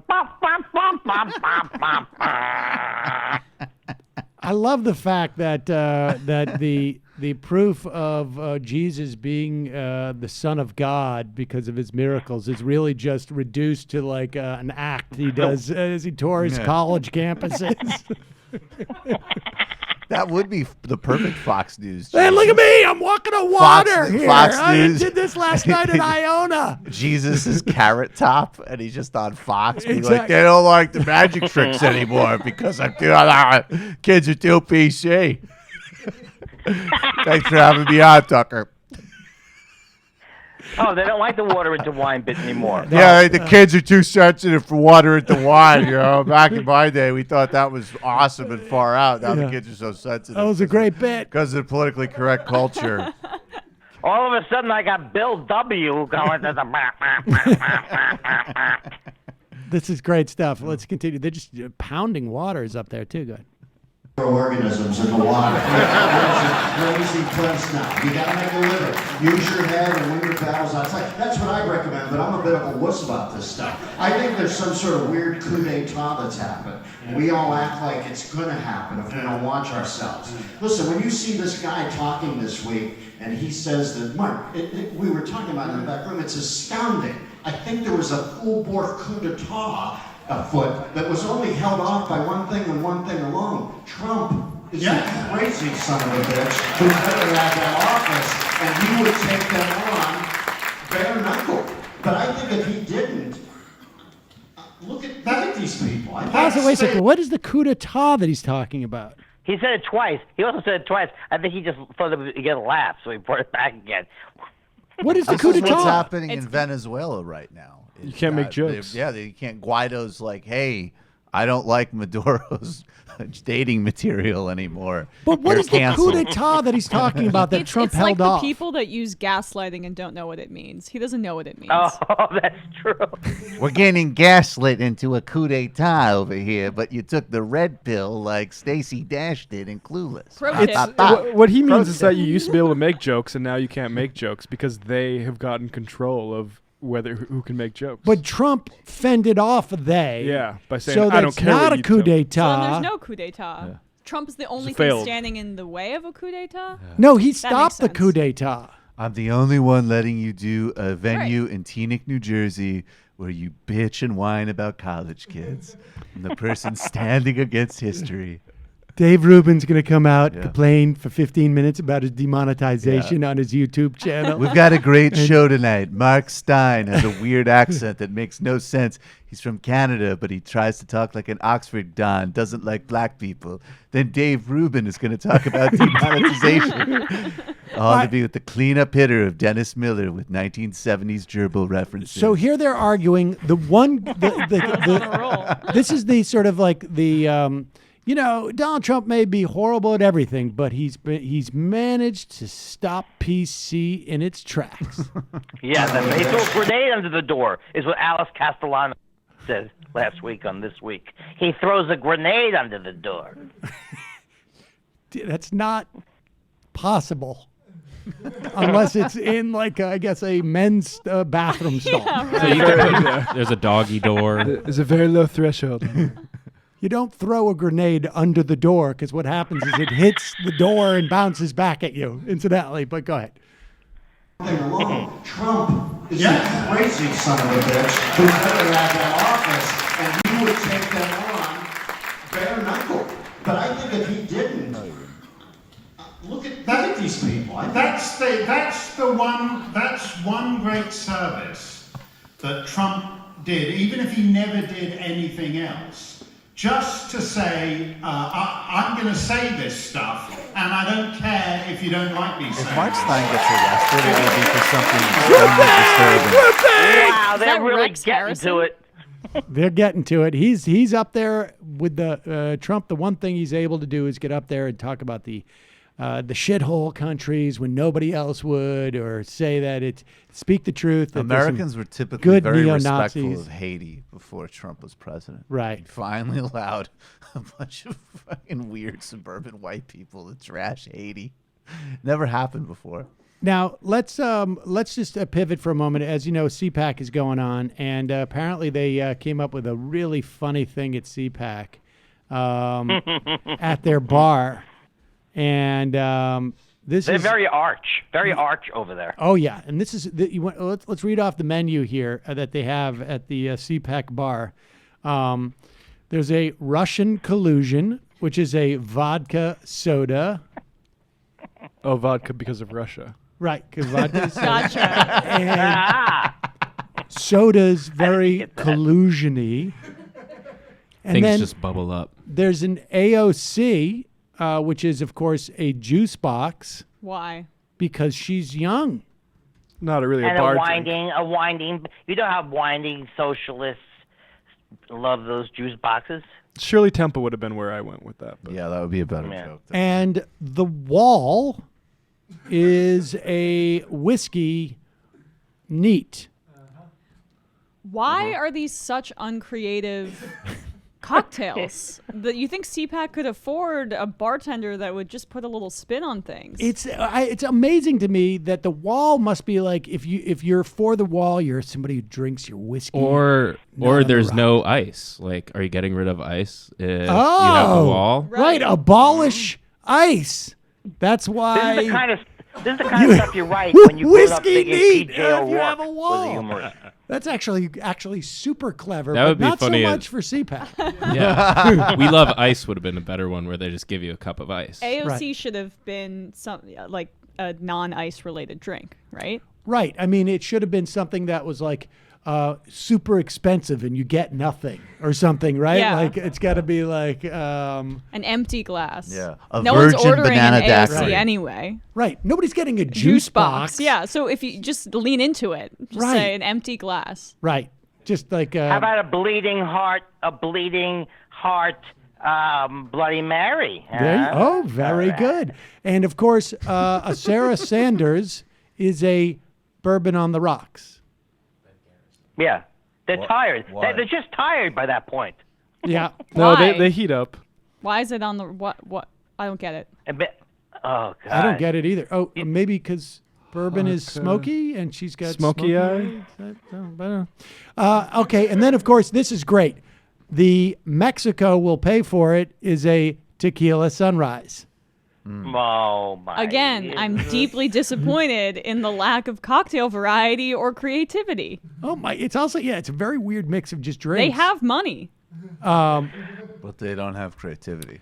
And of course a tea rum derangement syndrome, right? Tea rum derangement syndrome Tea. is a rum and coke. I want to go back to Tea rum. Can I get a tea rum derangement syndrome, please? They should have said the Trump and Coke, like just Yeah. and as opposed to There it putting. is. Done. Right. That would have been good. Then you make me think about cocaine, though. Cocaine Mitch. Cocaine Mitch. Cocaine Mitch. Cocaine Mitch is just actual cocaine. Trumpet at Mitch. CPAC. And this Cocaine one's, Mitch is Chinese. Trump and Mitch is a veteran. rum and coke. That'd be good, actually. A Trump and Mitch. and then this one is like the classic. We got to explain the joke. The Kavanaugh quote, "I like beer," is a beer. They didn't even It's just specify all- what kind. Why couldn't they just call Well, it neither like did a he. Kavanaugh, and that's a beer? Yeah, just the Kavanaugh will be like a Budweiser. That would be funny. That would work. And of course, the crying Chuck Schumer is wine. But Why why do they does not Chuck Schumer- specify wine, what kind of beer or what kind of wine? It's just beer, wine. Also, by the way, Chuck Schumer doesn't cry, but he is whiny. So whiny wine. That's a direct line right there. Yeah, why You not don't just? That want doesn't your- even don't- make I'll any take. you want sense. Why humor not? to Why don't take you away say from just the like, message. "I'll take a Chuck Schumer"? That's Here's a a wine. glass of wine. Right, Chuck exactly. Schumer. I would make that joke. $2 Chuck. And also crying Don't help is them. misspelled. Don't help them, guys. Yeah, these are all better because of our work. There is one guy on the right who has a bit of creativity when it comes to these things. I'm talking about Ben Garrison, the cartoonist. Oh, let's see. He's a talented guy right here. Drink up. Oh, I gotta see this. Someone else will pay for it. Oh, man. Wow. AOC's bar, no ice. They got to that joke. Right. The there it is. Venezuela surprise. You can have a late-term abortion or a tax on the beach. Of course, they have to put her in a crop top for no reason. Yeah. Just to just to emphasize how creepily obsessed with her they are. Yeah, that's Stop pulling her pigtails, guys. And She's a not reason into you. and logic liqueur. Oh, it's really tiny. That is hilarious. That is so funny. I gotta tell you, maybe Socialism this, is sexy. this might say something bad. Oh, of look me, at but that. Look at late-term that. abortion in a bottle thing. So. Yeah, it's Inconvenient. What's that? Convenient. What's that? If there was literally a drink that could produce a late-term abortion, I mean, I see market possibility here. Well, I mean, I Yeah. think there are. you should talk to investors about that. Right. That's hey. Hey, it looks I'm trying like to be if market-oriented. Crumb Emma. couldn't draw. That's how it looks. I like the Venezuela surprise because, of course, just like Was that the Venezuela. aid package? Right. So Andy, Right. where can people see you? People can see you in at the where in Illinois this weekend? Boy, no, but you really set it up so it sounds attractive to people. That's what I like. Where can they? No, of this course- weekend I'm home because I have a road gig next week. I got to rest up. Oh, I understand. But next weekend, Aurora, Illinois, at the famous The Comedy Shrine. Wow, the Comedy Shrine, and of course, Thought Spiral. People can check you out every week on Thought Spiral. Well, wait, with is your buddy that where Richard Pryor? Where did Richard Pryor grow up? He's from Illinois. Is that why it's called He the is Comedy? from there, I think. I think he is from there. Is that why it's the Comedy Shrine? Because it's the home of Richard Pryor? Because that would make a lot more I sense. don't think so. That'd be funny. It's like, no, it's because Nah, not Andrew quite. Dice Clay used the urinal here once. That's why. Oh, Now, man. I noticed It's you still fun. use the hashtag Bob's Burgers. When was the last time you were on Bob's Burgers? It's been a it's been a little bit of a while, but it's coming up. Is that right? No, I've been on it sometimes. How come I make it sound like something's wrong with my career anytime any question is asked? What's going on? What is that? I mean, what? I get no. Everything's good. Everything's good. I think they're really kind of like they don't want to give me too much. No, I have year, the same. you know? I have the same arrangement with them as well. I don't want to be overexposed. And don't we want to get in? Are we going to be in the movie? Yeah, what's going on with that? I don't know, but I need the money. No, I'm doing everything is fine. I'm trying to cut back on my TV appearances. Hey, I might be on the show. Do a spot on the show Baskets. I've never heard of it. That's Zach FX. Galifianakis' show. Oh, okay. I didn't realize it was still on. Yeah. What is this? A new? Are you reading from a How to Deter People from Being Excited book? Andy, go ahead and tell us what you're doing. I got some good ones. Oh, comedy clubs are still in business? Oh, great. No, that's nice. I thought most of it had all just wrapped up, basically. I thought we were done with most of the entertainment stuff. Yeah, I know. That's right. I think we're almost. I'm almost drawing too much attention to the lack of a plush gig. But you know what? Chicago's fun, but you know what's better? The suburbs. Right. No, of Around. course. Yeah, that's where you want to mostly play is in the suburbs. You don't want to be overexposed. When are you coming to New York? This is so sad. I was in New York. Why am I not He coming never to tells New York us anymore? when he's in New York ever. I haven't heard from Letterman in a long time. I don't know if they're on hiatus. What's going on? I want to come and see you guys in studio. All right, we got to do that soon. Andy Kindler, it is always love you. a pleasure and an honor. I love you as well. Thank you so much. Have a great weekend. Bye-bye. Bye, guys. Andy Kindler, ladies and gentlemen. All right, let's do a couple more. Let's just do a couple of these videos of CPAC. Conservatives are getting funny, and it's making liberals afraid. It's making liberals so afraid. The most interesting thing coming out of CPAC, it seems to me, and I know you covered Gorka yesterday, was to watch Van Jones' latest turn in his career. What do you think of Van Jones? Were you ever a fan? I mean, he's as good as it gets, not on CNN. It's like the lowest bar. I liked him more, and I feel like weirdly he's been kind of one note recently. He has been. I just remember in 2011 at Netroots Nation, maybe it was 2012, 2011, maybe it was 2010. I can't really remember. He felt that we needed to push back on the Tea Party, and he was talking about Glenn Beck as being highly problematic. And then he started an organization that sounded that was about income inequality, and that seemed to last for like 6 months. I feel like he was he rose to prominence by being further left and has kind of just melded into the wallpaper of CNN. Yeah, I think that's true. I think that started before he got to CNN. I think that was part of his reformation. He was way out in front on environmental issues. I mean, I think he's a guy who's been searching around for a brand, and he's still, I think, in many respects, still searching. But here he is for his core brand proposition. Now, is this where he talks about immigration? Or okay, but he's there talking about criminal justice reform and that conservatives are leading on this. And I think maybe there is some, they're not holding it back. Let's put it this way, in the way that they do on just every other because initiative. the Koch brothers have decided to say that this issue's okay. So. Right. Exactly. They have permission now for this. So it's not benevolent, Van Jones. And, let's first do this. Okay. Let's play number 11 and then we'll play, let's talk about the two wings, right? Or let's start actually with number 10 and then we'll do, here's number 10. This is Van Jones sitting there with Matt Schlapp. Matt Schlapp, famous incidentally for saying that the only reason why Steele was picked as RNC chair, this is his friend incidentally, was because he was black. Well, Schlapp was defending the guy who said that. I was defending the guy, to be fair. Guys. And then basically said, I don't see what the problem is. Here they go. They're on a panel with, I don't know with who else. It looks like Colorful Socks right. McGee. Colorful. Here's the deal. Right.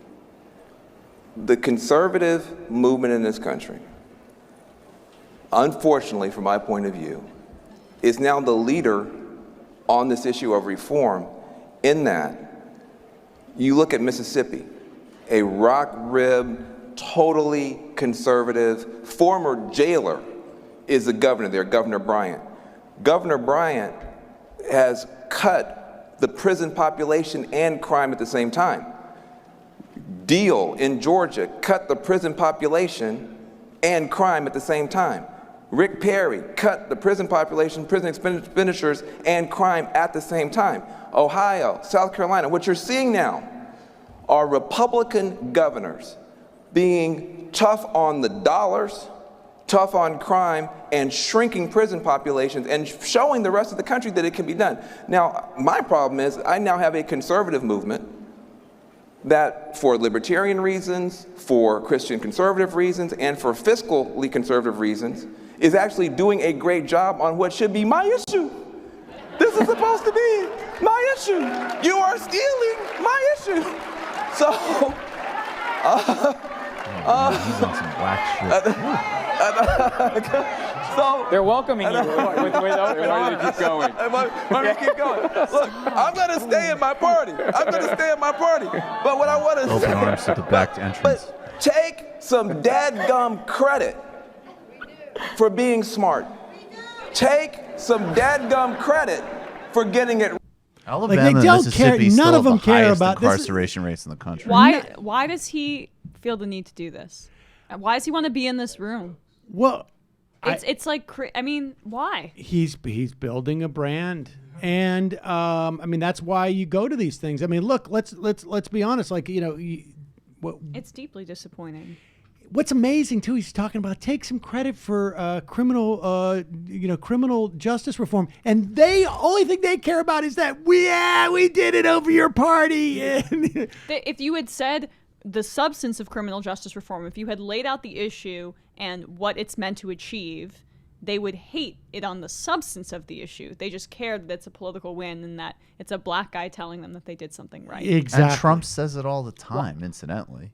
Trump said, I mean, it was one of the funny Trump clips of like a couple of months ago where he was talking about continuing to race bait the NFL players protesting, obviously. And in the context of one of his rambling answers when he's trying to appear, in a moment where he's trying to appear lucid and reasonable, he's like, I understand it's some legitimate issues, but I took care of it. Yeah. He literally said he took care of this entire issue. So it is both profoundly inaccurate. Mississippi and Alabama have the highest incarceration rates in the country still, as an example. The bill they signed was fine, but really small. And Trump is not only taking care of it, he's saying he solved all of U.S. history. So I think we're good. Oh, that's good. That was pretty super easy. And here is Van explaining why he's there. Because, Emma, birds. That's why we tell our kids liberty and justice for all, okay? Because if you have justice without liberty, we want social justice. We want to make sure the little people aren't run over, but we don't care anything about individual rights. What we get is totalitarianism. Justice without liberty is totalitarianism. And liberty, let the market do whatever you want to and don't care about the poor, don't care about the planet, gives you too much, too much corporate power in the system. What? So liberty without justice is also a nightmare. We tell our kids liberty and justice for all because I've never seen a bird that can fly with only a left wing. Not even in Berkeley. I've never seen a bird fly with only a left wing. I've never seen a bird fly with only a right wing, not even in Mississippi. We need each other. We need each other. That's a Dennis Miller level. I get too emotional about this stuff. That guy, what is he doing? He's explaining how birds fly. I mean, it's honestly, I really think it's the kind of thing where the mainstream media and being in it for too long stamps out any smart or progressive inclination that you have for a lot of people. It's just that he drank the Kool-Aid. Why does he want to feel accepted in that room? It's the equivalent of what Ben Carson did, not the equivalent, but like he would go around the country and take paid speeches to make conservatives feel good about themselves. No, but it was good because white people like when black people use animal analogies. It reminds them of Green Mile. He's going in the right direction. But you see, I don't think that it's being in the mainstream media makes you like this. I think that's how you get into the mainstream media. Like, it may reinforce this inclination, but I think, and it's not exclusively, I think you can get into, but to get into the mainstream media, to stay in the mainstream media and to thrive there, for the most part, there are exceptions, but for the most part, you have to have a certain mentality where you are, where your pursuit, the goal that you're pursuing is not necessarily is one that would require this type of talk. I mean, I just think like Cenk, my boss, is a great example of someone who didn't have those inclinations, went in, refused to play ball, and like that's why he's not there anymore. Can you do an impression of Cenk telling the bird analogy? This is the second time. Gotta have both wigs. Of course. Of course. This is the second time you guys have asked me to do impressions, and I've told you that I don't want to. All right, here is. It's gonna happen again, though. Yeah. Fair warning. There's nothing like having that bird with both a left and a right wing. As then the audience then decides also they want to shoot the bird. Undocumented immigrants right now have a lower crime rate than the rest of us, and yet we don't talk about that. No, hold on. What I'm saying is, I told you I control the time. Okay, good. What I'm saying is there are stereotypes about Trump supporters. There are stereotypes, exactly. There are stereotypes about Trump supporters. There are stereotypes about straight white men. And I'm going to tell you right now, I'm sitting next to one of the best people in this country who's a straight white man, and a Trump supporter. And we've just got to stop talking about each other and talk more to each other. We will find other areas, whether it's family leave, whether it's...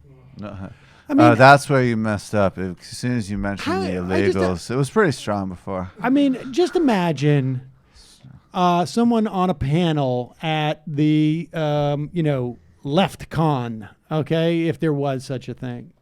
And that person said, there's a lot of misperceptions about, white men. Like the idea of like everybody's going to boo, right? Like the way that they're like the hostility towards the immigrants, like he's going to just blow right through this is not a direct analogy, obviously, but I would say it's an adjacent space to what you're talking about. When I was at this conference a couple years ago in Detroit, and it was like, it was in the brand space, but it was very, it's a liberal thing, right? It's a lot of concern about the environment and so on. And the point is, there was like multiple panels on like, how do we bridge the divide? How do we listen to each other? How do we figure out what the other side, like the instinct there is so, it's Van Jones. Right. I mean, that you saw it. Those Right. are the two sides of it. I mean, facts don't care about your feelings, CPAC. Listeners, that it's factually accurate. They commit crimes at, I believe, half the rate that regular people do because they don't want to get caught and get shipped out. I mean, that's actually accurate. Well, you know what all the CPAC audience would say is they're here anyway, and that's the crime. That's the crime. Yeah. That's their whole point. It's to exist is a crime But because the- their but- starting point is racist fear nonsense. Right. I just mean then that undercuts their entire point, which is the reason that we have to have stricter immigration policies is because they're bringing crime. Well, their entire point, I mean, I think, to be fair, they are increasingly being more honest about their point, is that they do not want to dilute the cultural purity of the of a white America. That's And being fair. that Learn is- the 14 words. Oh my God. I mean, I think that is actually a fair representation of No, what it a lot is, of them yeah. say. It is. It's unfortunate, and they may not like to hear it back. But that's what the argument is. But this is the slow march of progress for people like Van Jones. You give them all the credit for criminal justice reform, and then you mention that maybe immigrants aren't so bad. Right. They won't own that. appeasing them. Appeasing them is not. That's not their language. You have to beat them. And let's also be clear about this. To the extent, and I will concede this point, there has been a lot of effort by certain conservatives, particularly in certain think tanks and some of the policy apparatus, to pursue criminal justice reform, particularly prison reform. But the idea that you would compliment the people at CPAC for this is a major category error. Those people have nothing to do with it. Those people, the people who are working on criminal justice reform are not at CPAC. And he must know this, right? Like, he must know CPAC would chew up these people and spit them out. That these are movement conservative people who don't care about those issues. Like, 3 years ago, the most important thing to them was the deficit and how Obama, and now they don't care about the deficit. 5 years ago, 6 years ago, it was marriage equality is going to bring about a complete destruction of the planet. And now they don't even talk about it because it's just not going to help them win anything. I mean, that's what's so disingenuous about what he's doing. Like, there is a place where you could go. You could go to the Nicholson Center, let's say. Yeah, he could go sit next to Tony Blair at a Niskanen Niskanen Center. You could go to the Cato Institute. Right. You could go to some conference of policymakers and get up on stage and say this. But he is going to the Politicon, essentially, and saying, we've got to make politics about stuff that's serious. And it's like, I'm sorry. You're kidding yourself. And I don't even think he would say a lot of this stuff on a regular CNN segment. Like, I do believe that this is kind of his both sides thinking. It's infected him, but it's like weakness of being in that room and wanting to appease them, which is what bothers me more. Well, I mean, he knew where he was going, right? I know. Like, it's not like somebody got into a cab and they're like, we're dropping you off here, man. Good luck. But if you're really principled, you don't really care about pissing those people off. Right. You take that opportunity to, but also, but even in that instance, like, I mean, I could see going there and it just being performative for me because, like, nobody... That is like literally the room full of the least convincible people in the world. If I went there, I would spend a lot of time thinking of bird analogies. I'd want a good game plan. Somebody had a good tweet, which was zoological like, imagery to. You can't have a strong left wing and a weak right wing because then you can't get health care for everybody. Exactly. Yeah. Right.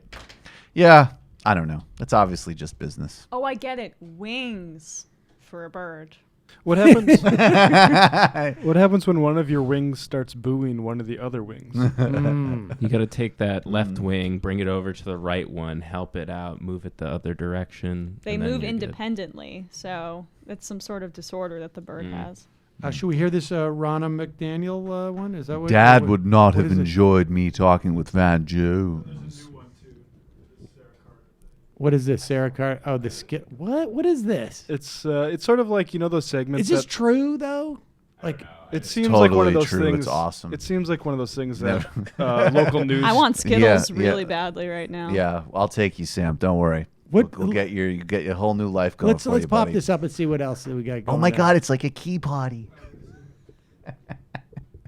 This is Sarah Carter. Who is she? I don't know. Fox News contributor. Fox News contributor. Okay. They're actually fentanyl heroin. Our kids are having parties, and they call them Skittles parties, where they bring pills and put them into bowls.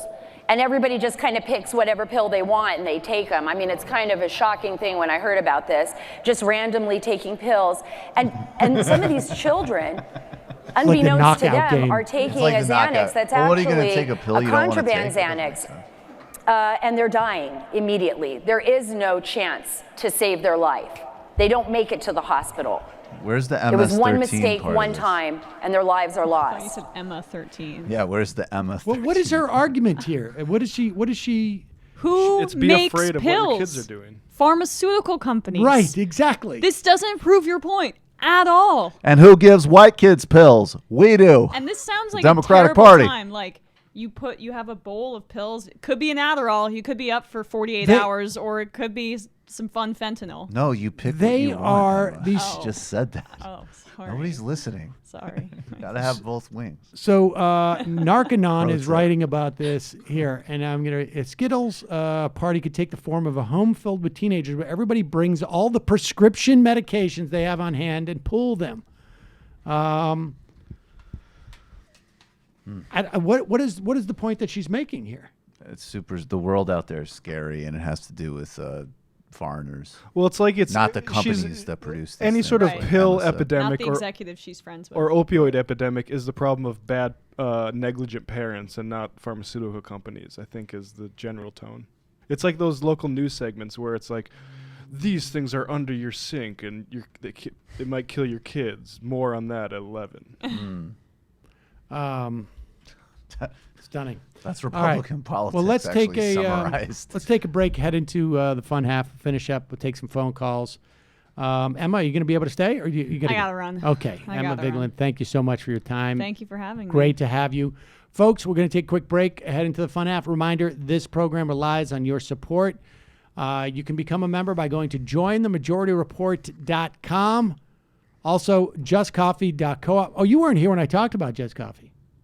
You must have talked about it 2 times then, because I was there for one. I visited that Just Coffee, and it was amazing. That is cool. JustCoffee.coop, fair trade coffee, tea, or chocolate. Use the coupon code majority, get 10% off. Today is Friday, which means that Tuesday happened this week. Franz Francois, who is a Haitian political analyst and former aid worker. We talked about, actually, it was amazing. We did kind of analogous to an illicit history segment for patrons, a sort of history of modern politics in Haiti and what's happening there now and how it fits into Venezuela. And then, of course, all the other segments that we do in the main show and the post game. This Sunday, Daniel Bessner. And for patrons, patreon.com/TMBS. Also like our YouTube page and subscribe to our YouTube page, rather. We're putting up a lot more content now that we're monetized. And get your tickets April 20th. Left is Best, West Coast Fest. We're doing our second live show at the Bootleg Theatre in LA with Big Woz, Nando, Vila, and Ana Kasparian. Oh, my See you girl. there. Anna's great. Friend of TMBS. Emma, what do you got going? Bernie rally tomorrow. Did I mention that at the start? Yes, live coverage I'm bookending streaming it. on the what is it? Rebel HQ. Rebel So, HQ. Facebook.com/RebelHQ. Check it out. And I'm going to probably just be continuing to do some of my commentary videos for now. I'll be back on the road once the debates begin, likely, and once Trump starts doing some more rallies. Oh, you're going to go When do the debates totally? begin, do you know? I'm hoping to do the debates. I mean, sorry? Do you know when they begin? The first debate begins, or the first weekend of debates is in June, and then they have another one in July. So That's they're not that starting far off. super early. Wow. Yeah. Oh my gosh. Jesus. So yeah, we gotta do our planning about what we're gonna cover and stuff, but I'll be on the road soon enough. And Matt? Tomorrow, Wakefield by Nathaniel Hawthorne. It's a kind of interesting short story he wrote that's sort of very modern. It's about a guy who decides to leave his wife and sets up in an apartment across the street and just watches his wife respond to his absence for 20 years. Are you thinking about it? So, yeah. Sam? It's not a true story based on Sam. But Bryan Cranston starred in a movie about it, actually. Wait, I actually think I remember this movie. Wait, what was the movie called? It was called Wakefield. Right. It didn't do that well. No. Well, it was based on an E.L. Doctorow adaptation. Sounds like a very good Cranston vehicle. It sounds like I'm interested in the psychology of it. Yeah, it's very interesting psychologically for what you do something is written you in just 1830s. they know you're there, and then you feel better. It's like watching your own funeral. I've done that. All right, folks. See you in the fun half.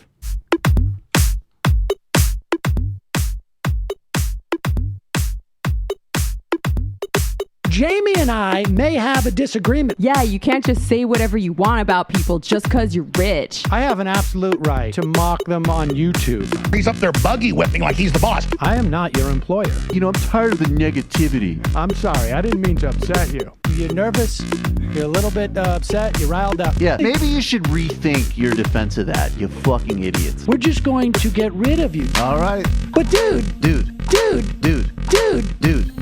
You want to smoke this joint? Yes. Do you feel like you are a dinosaur? Some good shit. Exactly. I'm happy now. It's a win-win. It's a win-win-win. Oh, hell yeah. Now listen to me. 2, 3, 4, 5 times. 847-906-501-457. 2, 38, 56, 27. 1/2. 5 eighths. 3.9 billion. Wow. He's the ultimate math nerd. Don't you see? Why don't you get a real job instead of spewing vitriol and hatred, you left-wing Limbaugh? Everybody's taking their dumb juice today. Come on, Sammy! Dance, dance, dance.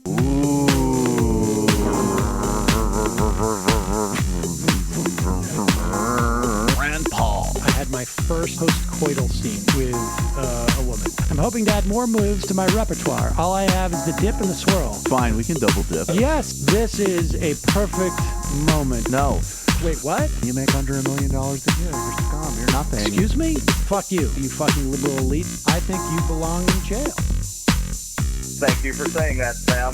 You're a horrible, despicable person. All right, gonna take a quick break. I want to take a moment to talk to some of the libertarians out there. Take whatever vehicle you want to drive to the library. What you're talking about is jibber jabber. Classic. I'm feeling more chill already. Good. Donald Trump can kiss all of our asses. Hey, Sam. Hey, Andy. You guys ready to do some evil? Hitler was such an idiot. I think I might be a Nazi. Agree. No. Death to America. You. Yes. Wow. Wow, that's weird. No way! Unbelievable. This guy's got a really good hook. Throw our hands up. Ooh. Wow. But Sam, I gotta get off. No worries. Let's. I want to just flesh this out a little bit. I mean, look, it's a free speech issue. If you don't like me, Hey! Shut up! Thank you for calling into the Majority Report. Sam will be with you shortly. hello. Oh shoot. I forgot to. Got this from a listener. From California. This it's sad. I was just wondering if I could get a shout out for my dog Isabella, who has to be put to sleep tomorrow. This happened yesterday, actually. I won't be able to send an IM for this, so I want to know if I could get a shofar for her. She loved the show. This goes out to Isabella. Sorry. She was a beautiful dog. I no. put it out on my Twitter. Very beautiful dog. Sorry to hear that, man. It's really difficult.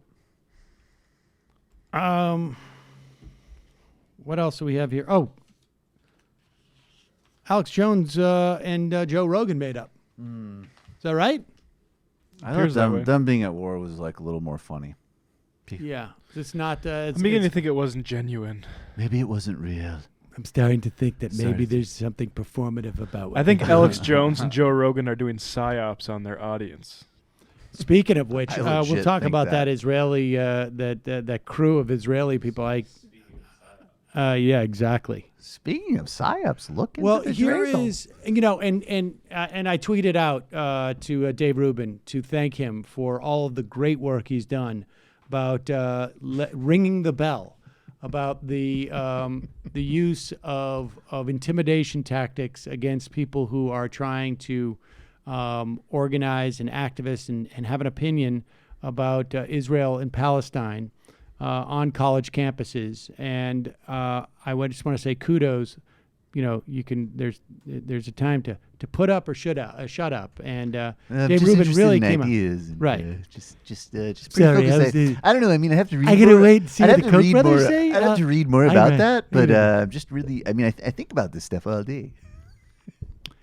Meanwhile, here is Joe Rogan and Alex Jones. Alex Jones is an amazing broadcaster. Let's be real. Yeah, let's be real. He's an amazing broadcaster, also looking increasingly unhealthy. That's a problem with all this conspiracy shit, right? Because the conspiracy theory stuff, the people that want to believe, they believe in conspiracies with everything. And I think there's a certain percent, and we talked about this just a few minutes ago. Yeah, when I started getting accused 4 years ago, a couple of years into it, when I said, no, I think it happened. Then people that I had interviewed and things. I believe he's talking about Sandy Hook. Yeah, go ahead. Yep. Then people that I had interviewed and things started saying, he's involved, he's one of them. Because you are now saying that it happened, they thought that you'd been compromised. Yes, and then I was realizing, this is how it works. A certain percentage of people are schizophrenic. Exactly. And then they just think everything's a conspiracy. Well, this is the thing about conspiracies. It's very attractive to people that are schizophrenic. Schizophrenic people think everything's a fucking conspiracy from top to bottom. Every single interaction that people have is some sort of a stage event that's trying to take them down or control this or mind control that. That's a big factor in a lot of this conspiracy theory shit is mental illness. When I started having people come to the office saying that I'm Bo Bridges or that I'm Jeff Bridges or that I am you're Bill Hicks. Bill Hicks, and people in restaurants screaming, F you, Bill, we know it's you. It's kind of like Dan Rather, the guy threatening me. What's the signal, Dan? What's the signal? What I've experienced now, the quote fame of being super famous, being the conspiracy guy. I don't. I need to have more context with that. I mean, is Rogan aware of that? He's talking to the guy who thinks there's a weather machine. I think Rogan's probably aware of that stuff. That Alex Jones is a conspiracy theorist. Yeah, I don't get any of that clip. But yeah, I'm glad that they're friends again. That's good. Are we done with this here? Here it is. Well, yeah. Let's get back to the point about the this story in the New Yorker about an Israeli Israeli spying firm. Essentially, I don't know what else to call it. It's a private Israeli. It's a private spying firm. That's what it is. They dub themselves as a private Mossad. They are apparently allowed to work with impunity in this country, as long as they don't beat anybody up. But they have been sending intimidating emails and flyers and trying to silence critics of Israel's. They broke up when the Mueller investigation started because apparently they were somehow involved in some ways, peripherally, with the Trump campaign. I think the conduit was Newt Gingrich. Not surprising. Yeah. And meanwhile, this is all centered around. We had a Senate bill that I think passed that said, or did it pass, or they get it? They kept pushing it that. Basically criminalizing any type of articulated support for the BDS movement, which was to divest or boycott. Many states have already done this.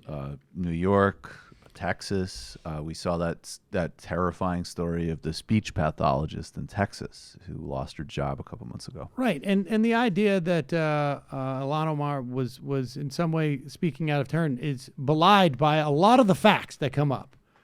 But fortunately, for those of us who are concerned about anti-Semitism, Scott Perry from Pennsylvania, a Republican representative from Pennsylvania's 10th district, basically sets those of us who may be critical of Israel straight. I think we need to, among other things, be careful about the parsing, which seems to be happening, where you can say that you're not for the government of Israel, but you're for the Jewish people. The Jewish people form the government of Israel. The state of Israel is formed by the Jewish people. And if you're maligning the government and the state of Israel at the same time, they're congruent. They are one and the same. They are the Jewish people. And I think that's the biggest thing we can do. Well, it's actually a pretty anti-Semitic comment. I mean, it's an anti-Semitic comment. It also, I think probably accidentally indicates that he doesn't think that there is a democracy there in Israel. I should tell you that we as Jews do not get together and get to vote on the government of Israel. I am Jewish. I have not been able to vote in any of the Israeli elections since the mid-'60s. I haven't been able to vote in any of those elections. Here's a guy who's incredibly ignorant about what he's talking about, but is Jew-splaining to people. Well, and let's be real, though. This is who the alliance is built with from modern Israel. I mean, this is who Netanyahu's friends with. These are all of the far-right, racist parties from Likud on left. I mean, I think we got to be, even when you look at Yash Katid, the Yair Lapid's party, Labor. I mean, these are center-right parties. You have Meretz, which is liberal, and they're totally marginalized. Right. And then you have, Joint List, which fell apart, but a couple of Arab and socialist parties that are on the left. So, the Israeli government, Israeli foreign policy has really cultivated aligning with these people. And it's funny because when people like Olmert and Barak said, we can't sustain having an apartheid state, and that's their word, not mine, although I do also use that word, they would say it's untenable in the long term because even just specifically American Jews care about things like civil rights. And people like Netanyahu were like, well, that may be true, but there's a whole other set of people that we can strike political alliances with to do whatever the hell we want. That's right. We don't need American Jewry if we have American evangelicals. American evangelicals or European neo-fascists. Right. I mean, or frankly, just China or Russia and other countries that just generally are not wanting to talk about sort of human dignity questions. Let's go to governments, the phones. Calling countries. From a 647 area code. Who's this? Where are you calling from? Hey, it's Sebastian from Canada. Sebastian from Canada. What's on your mind? I've stumbled on a bizarre Dave Rubin-related controversy on Wikipedia that I want to talk about. Please do. Okay, so recently somebody, actually everybody that listens to the show and is on Wikipedia has been vandalizing this article about the Koch snowflake and making it redirect to Dave Rubin. That's horrible. But go ahead, continue. Well, anyway, so I went to his page, and there was some vandalism going on there. But somebody pointed out that a major contributor to this article appears to have a close connection with its subject. And so I wondered who that was. And it turns out that the major contributor to this article has a username David Janet, which is Dave Rubin's husband's name. So I did some digging into David Janet's Wikipedia history. And it turns out that his account begins at the same time as another account ends due to multiple incidents of sock puppetry. More than 30, possibly as many as 200, depending on how many are confirmed or not. This username, I think it's Auto4711, okay, has done stuff like is obsessed with Jewish humor and with Nassau County, New York. So, like, it's obviously him. Or maybe it's Dave Rubin just using it as a pseudonym. It's obsessed with gay humor. It's obsessed with gay TV shows. And it has significantly contributed all of these biographical details about Dave Rubin without any... story is false. I don't have time because I'm reading John Stuart Mill. Well, I mean, I feel like you've done so much of this work that you should probably document it in some fashion. I'm going to post it on the Reddit forum or something, because I can't go through all of it. I just don't have enough time. Other people can do it. I just want to read you a couple. I just want to read you a couple of the highlights, because whether this is Dave or his husband, the person who's writing this stuff feels like without their presence on Wikipedia, the whole community would be so much worse off. Like I just have to read. All right, and Sebastian, let me just make something clear. I'm going to let you read it, but I want you to know that because of our journalistic code of ethics here, I want to make it clear that you're saying it's allegedly, and this is your theory. I don't want things to run amok here, and it would be irresponsible for us not to say that, but it would also be irresponsible for us not to hear what you have to offer as a citizen journalist, because we don't want to censor anyone. Go ahead. Unless they're me, and I make an astute observation about Dave Rubin. Sell out. Well, there you go. Go ahead, Sebastian. So, I mean, it's highly suspicious, and I don't think it can be a coincidence, but maybe when you meet Ana Kasparian, I think it's like next month, go through some of the details, because she met his husband, so she might be able to... I think maybe not. Come on, go ahead. Read away, buddy. Okay. Anyway, okay, so somebody posts a sock puppet warning on his talk page, and he removes it and adds the comment, "Removing bullshit warning, which I will not have besmirching my page. Fuck Wikipedia and its sanctimonious power-abusing administrators. Way to empower the stalkers, you dumb bitch." Ooh. That doesn't sound very nice. Testy. Other one says, "I didn't know it was against the rules to be gay and interested on TV on Wikipedia." And he sounds says, like identity politics, though. This is the first time he's ever communicated with this person. He says, "As for why I went silent for a year, it was because I moved back home to take care of my gravely ill mother. She's dead now. Thanks for asking. Sorry for trying to help. I won't do it anymore." This person offers a bizarre defense of sock puppetry, claiming that the other editor is my roommate. After he was stalked, he asked for me to keep an eye on some of the articles he used to monitor. And then they say, and another one, the person says, "Oh, it's just the same IP address. I live in an apartment block." And the person answers, No, it's not just the same IP. We can also collect the technical details from the browser and the computer that you're using, and it's the exact same computer. Anyway, it goes on and on and on like this. Interesting. I'll email. Yeah.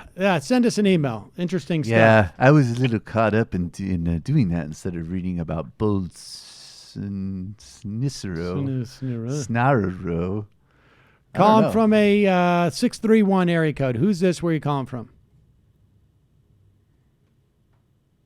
631. 631. Bye-bye.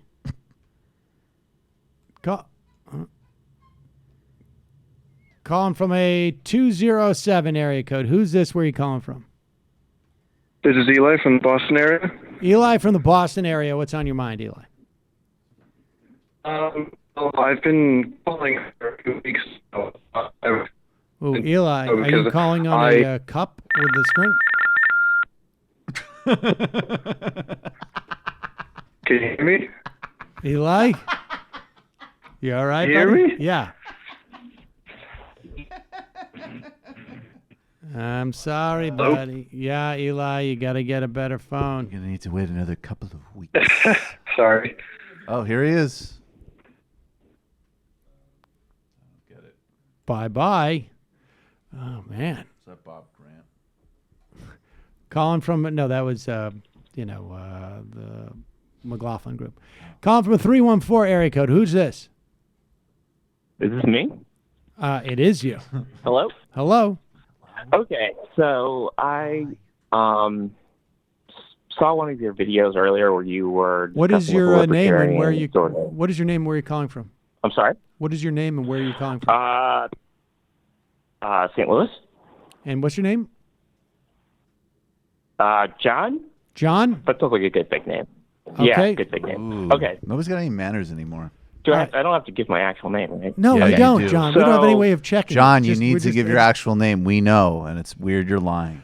All right, Kevin. Interesting name you got. Let's. Yeah. Kevin, just tell us. What you Kevin, want to stop playing around on our phones. All right, so Okay. go ahead, John. So- Kevin. So basically, you guys were discussing with a libertarian whether or not the government was necessary to arrive at a monetary system, and I just was pointing out that it is possible to have a monetary system without a government. Well, I mean, I'm sorry, I can't hear you. I suppose it is possible to have a monetary system without a government, but I mean, I don't think it would be terribly effective as a currency. It kind of depends. So it happened during the Renaissance in Italy when they're basically the banks were essentially running the city-states, but you basically just have a bank that issues banknotes in exchange for some sort of collateral or hard currency, and then people exchange those banknotes amongst themselves, and they're redeemable at the bank, and they can use that as a currency. You don't actually need a national government or anybody. I mean, if to. it's a small enough environment, I've been to a back when I was in college for spring break, I went to a resort-ish type of place in Jamaica, and you used like plastic beads to get drinks and stuff like that. Oh, I'll have more beads, please. Right. So basically, it just depends on the credit of the institution. You can imagine some system where, okay, this hotel issues those beads, and maybe other hotels and other locations are willing to accept those beads, and as long as the institution issuing How did the I get those currency or beads, currency though? like it. How did I get those beads? How do you get them? Yeah, I like in my instance, how did I get those beads in Haiti? What do you think? I mean, excuse me, in Jamaica. How do you think I got those beads? Well, you posted some sort of collateral. You probably bought your vacation package or whatever, but your collateral could be your wheat yield if you're a farmer, or it could be some gold bullion. So if I or it wanted could to be go any down number of there, things. I would have brought my wheat harvest down to Jamaica. Or you would have engaged in actually they had already invented forward contracts when they were coming up with the currency system. What do you do? I work in higher education now, but So at one what point would in you time do to worked get in your banking. currency? Would you bring in books or? I'm not. So first of all, I'm not a libertarian, and I'm not suggesting that. Yes, I think yes. You could set up a very localized situation. You could set up a localized situation that for some of the individuals. But the fact of the matter is that the value of a currency is a function of and of course, I don't know how the banks. I mean, I guess the banks, if they actually.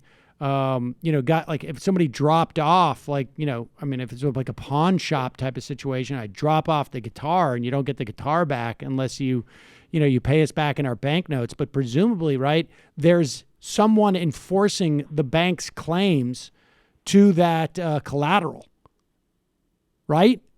Right.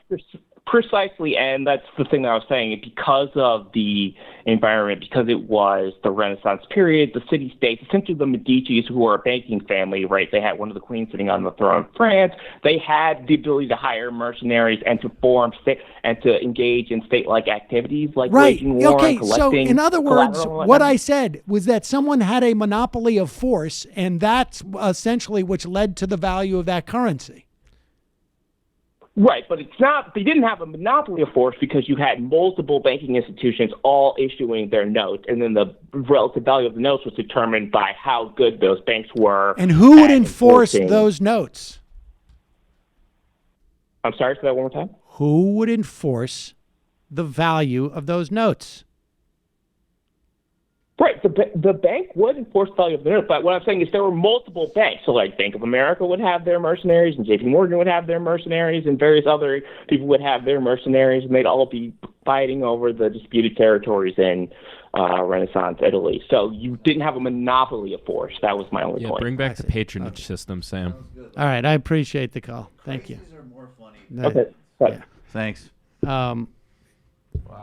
If there was a conflict between the two banks, the one with the biggest, I mean, look, people don't have a monopoly of force in our society today, too, right? It's just I mean, what's funny to me, one ultimately will win. You know what's funny to me about that, though, is it's like it's either small scale examples, which are like nice, sure, whatever, who cares, or it's non-applicable to almost any macro situation, or maybe in like the next 20 years we'll have like a global war with China because there is a competition about what the world's reserve currency is, and it's really bad. You guys are all sleeping on Bitcoin. Calling from 503 area code. Who's this? Where are you calling from? Can you hear me? Yes. Hello? Hello. You can hear me? Yes. All right. Sorry to freak out. I'm calling from work.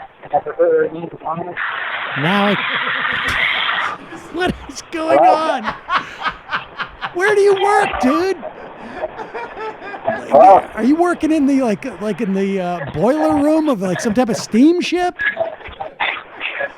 I can sort of hear you. You can sort of hear me? I can hear you. Well, oh, God. What is going on today? I actually like that call. Is That somebody was well messing done. with me? Well done. Calling from a 318 area code. I hope to God you're calling from. They gave them 3 pills and said they'd get more in later. Oh, shit. I got you some tomatoes. Oh, you got some tomatoes? Good. Put it up there. It's in the red can and the milk is in the white can. Keep it up. It's anonymous.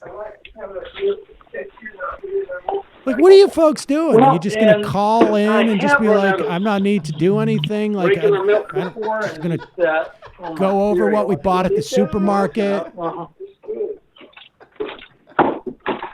Oh my God.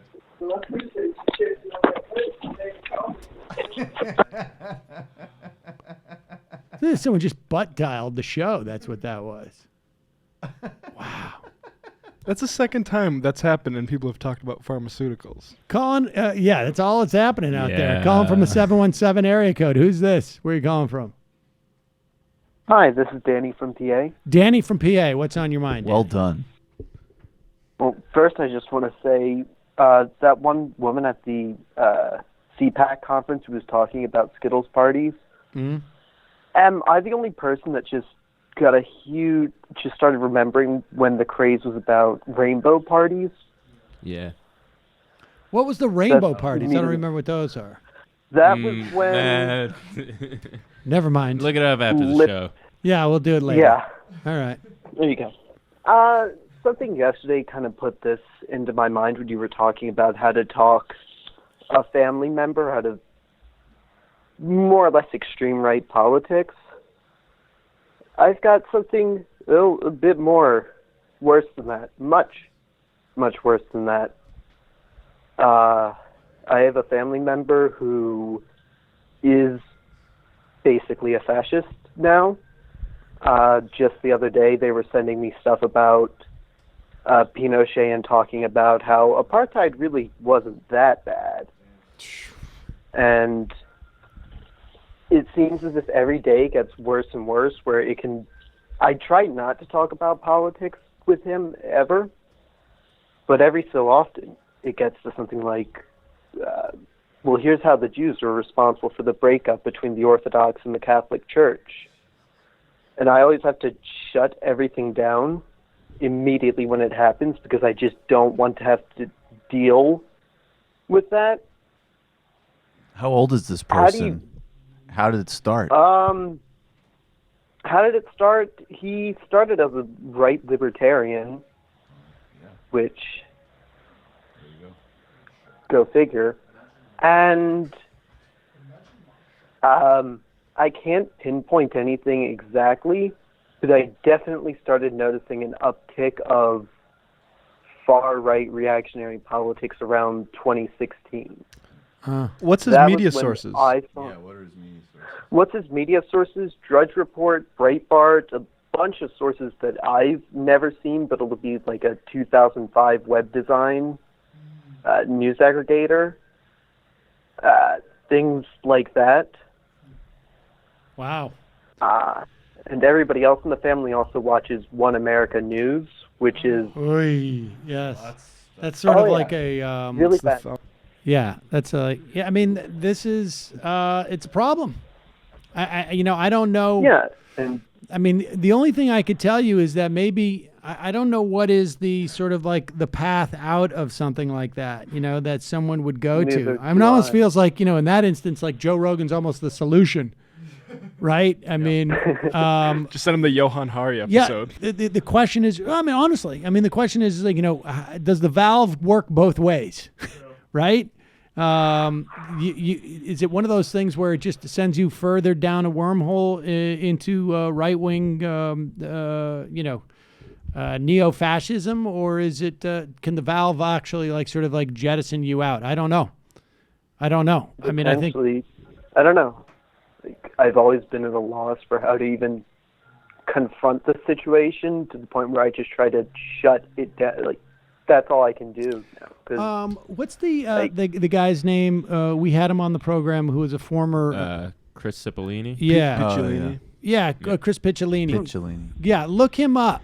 He was a former member of a neo-Nazi group, and maybe they have like a, here's how you can help your loved ones type of situation. I do know. I know that, Scott Atran, who is a really good, he's an anthropologist who does work with like understanding terrorism, and now he's looking at more like alt-right groups in the same continuum. And I don't know how you measure this, but they're doing like brain imaging studies, and social isolation is like a core commonality in all of the appeals to these ideologies. And it makes a lot of sense. I mean, if you're like social isolation. Sorry? Scott his Atran. name? Scott Atran, Atran. He's a really good writer. And he's an academic. I'll definitely check it out. Yeah, I would check out Scott Atran. And I'll definitely look up the Christian guy too, because, it's just stressful. I grew up in a very religious, conservative house, and I kid you not when I say of extended family, immediate family, every person in my family is Tea Party conservative, or whatever the equivalent is now of that. Well, how did you flip? And I have no idea. I guess I just did. I can't explain it other than, like, growing up gay. I was able to get out of a lot of bisexual. I was able to get out of a lot of social conservatism. I guess from that, right, it just grew on me to the point where. But you started with an decided, hey, identity social- that would be oppressed innately by that politics. So I don't want to Right. to say it that helps sounds messed up, but it gave you a nudge in the right direction to No, get out of that. I get what you're saying. Yeah, it's no problem. That's interesting. Well, Danny, good luck with it. Keep us updated. I'm curious to see if you find anything is effective or which direction that stuff heads in. Thanks for the call, man. All right. I hope so. All right. Have a good day. Jesus. Please. One American News Network, man. That's rough stuff. Yeah, we weren't talking about That's that Posobiec. yesterday. That's like, Lane. man, like you feel relieved your relatives only watch Fox News. Yeah. Okay, let's go to the IMs. Sheldon Adelson's peripheral neuropathy 1. In honor of Sheldon's crowning achievement in pulling political strings over the decades, I'm sending his health by way of Trump's first campaign announcement, or on down the escalator. There we go. Nice. Theodore Ruse emoji. Did you guys ever talk about that New Yorker article of private Mossad for hire? It's wild. It seems relevant to the elections going forward. It's a very good article. How private Israeli intelligence firm. Yeah, we just talked about it. Spied on. I'm just giving you the title. How private private Israeli intelligence firms spied on pro-Palestinian activists in the U.S. Heroic Adelson's lymphocyte. Majority Report is, please grant me the power to risk the imagination of a new kind of metastasis. I love Sarah Palin. I don't want to get hyperbolic, but Van Jones is going to get us thrown into the camps. Van Jones and Elijah Cummings are an example of why you need primaries. The more friendly you become with these people, the harder it is to tear down the other side and amass power, so you can pass our priorities completely. I'm a centrist, so I can say this. Matt Getz has Neanderthal DNA seeping out of his eyeballs. Chris Burdick. Insult to Neanderthals, and I would not equate what Van Jones did with what Elijah Cummings did as head of that committee at all. Chris Burdick. A bird can't fly at all if its left wing shifts position to the center right. Attorney Andrew. Yesterday I am to citing Marianne Williamson's reparations plan, the only existing plan among Democratic 2020 candidates. She proposes $100 billion over 10 years to descendants of slaves. If we assume that the existing African-American population of 47 million people makes up the entirety of such descendants, it may be more or less that amounts to only $3,000 per person over 10 years. Seems alarmingly low. The number for African-American population is estimated at 42 million, not 47. I think that's creepy. Hey, Sam, shout out to House Dems for starting to push through bans on mandatory arbitration. I may be biased as a consumer protection attorney, but these types of agreements have become one of the biggest conduits of corporate misconduct. Corporations have been able to effectively shield themselves from liability on any abuse that is not financially feasible for employees and consumers to individually pursue to bad precedents, which probably will not change anytime soon in the courts because of the Democrats' inability to take judicial appointments seriously. I agree with you. Well, this started, I think, with AT&T Concepcion in California. I think it was, it may have been 4 or 5 years ago now. And a perfect example of that is AT&T was overcharging hundreds of thousands of customers $3 a month. And so no single customer it's not financially feasible for a specific customer to go and either sue them in the context of a class action or to deal with the arbitration. And the Supreme Court effectively said, yeah, no, you're not similarly situated enough to I think to have a mass arbitration. And so Hogan Diddley fanboy. Fox and Friends doing shows with live audiences now. Watching a crowd of MAGA heads cheer for Diamond and Silk melted my brain, and I'm stuck in an acid flashback now. Thames Darwin. Sam, I want to share some good news. I had a thought that Jewish control of the media was a joke, but thanks to Scott Perry of Pennsylvania at 10, now I know we all get together and decide these things as a group, so maybe start pushing for your own TV show. I'll support you on it. Thank you. Rob from Philly, Gisty. Can Michael please repeat the name of the person who said Israel cannot continue as an apartheid state? Ehud Olmert and Ehud Barak have both said that comment in different contexts. They're both former prime ministers. Flint, can I get a shofar? I just got afforded a 50% tuition at the University of Chicago's Committee on International Relations for their 1 year's master program. Congratulations. Nice. They rejected me from their PhD program, but that was to be expected when graduating from an average four-year public university. Still waiting on PhD decisions from Harvard and Georgetown, but this feels pretty damn good for a first-generation immigrant and college grad. Congratulations. Definitely. Topher Spiro Agnew. I hope that while Andy is in Aurora, Illinois, he has time to get on a Wayne's World walking tour or something. That's where Aurora is. Oh. Stolba. That's cool. Eugene, I just got back from court where my youngest son, only 19, was sentenced to over 6 years in prison for having an underage girlfriend. Oh, God. No prior history, but the prosecutor stated lies, hearsay, and without evidence to the judge, the girl was not present because she's in a program. The mom who filed the complaint was not present. The father has never been present. Jeez, I'm sorry about that. I don't know. Those laws need to be seriously reformed. Blazery Beck. I just got to say, I was pretty disheartened in Dee's call the other day about wanting a woman as our next president. Choosing someone based on identity politics, no matter what your intentions, is destructive to our electoral process. This is absolutely silly. I think there are a few issues that we need to wake up to and focus on, including climate change, wealth inequality, and healthcare. If Mindy thinks that someone like Kamala Harris is going to fight as hard as she can for any of these policies, she's dead wrong. We cannot afford incrementalism in this country, in my opinion, and need strong leadership, whether it wields a penis or a vagina. Come on, Mindy. I'm sorry. I mean, I just think that, like, to be that so dismissive, to not understand the desire for to have a president who represents a dynamic that you have experienced throughout your whole life, right? That has materially impacted the trajectory of your life, I would imagine, in a myriad of ways for the vast majority of women, if not all women. And them not wanting, not putting a premium on someone who has theoretically experienced this similar dynamic is ridiculous. It's ridiculous.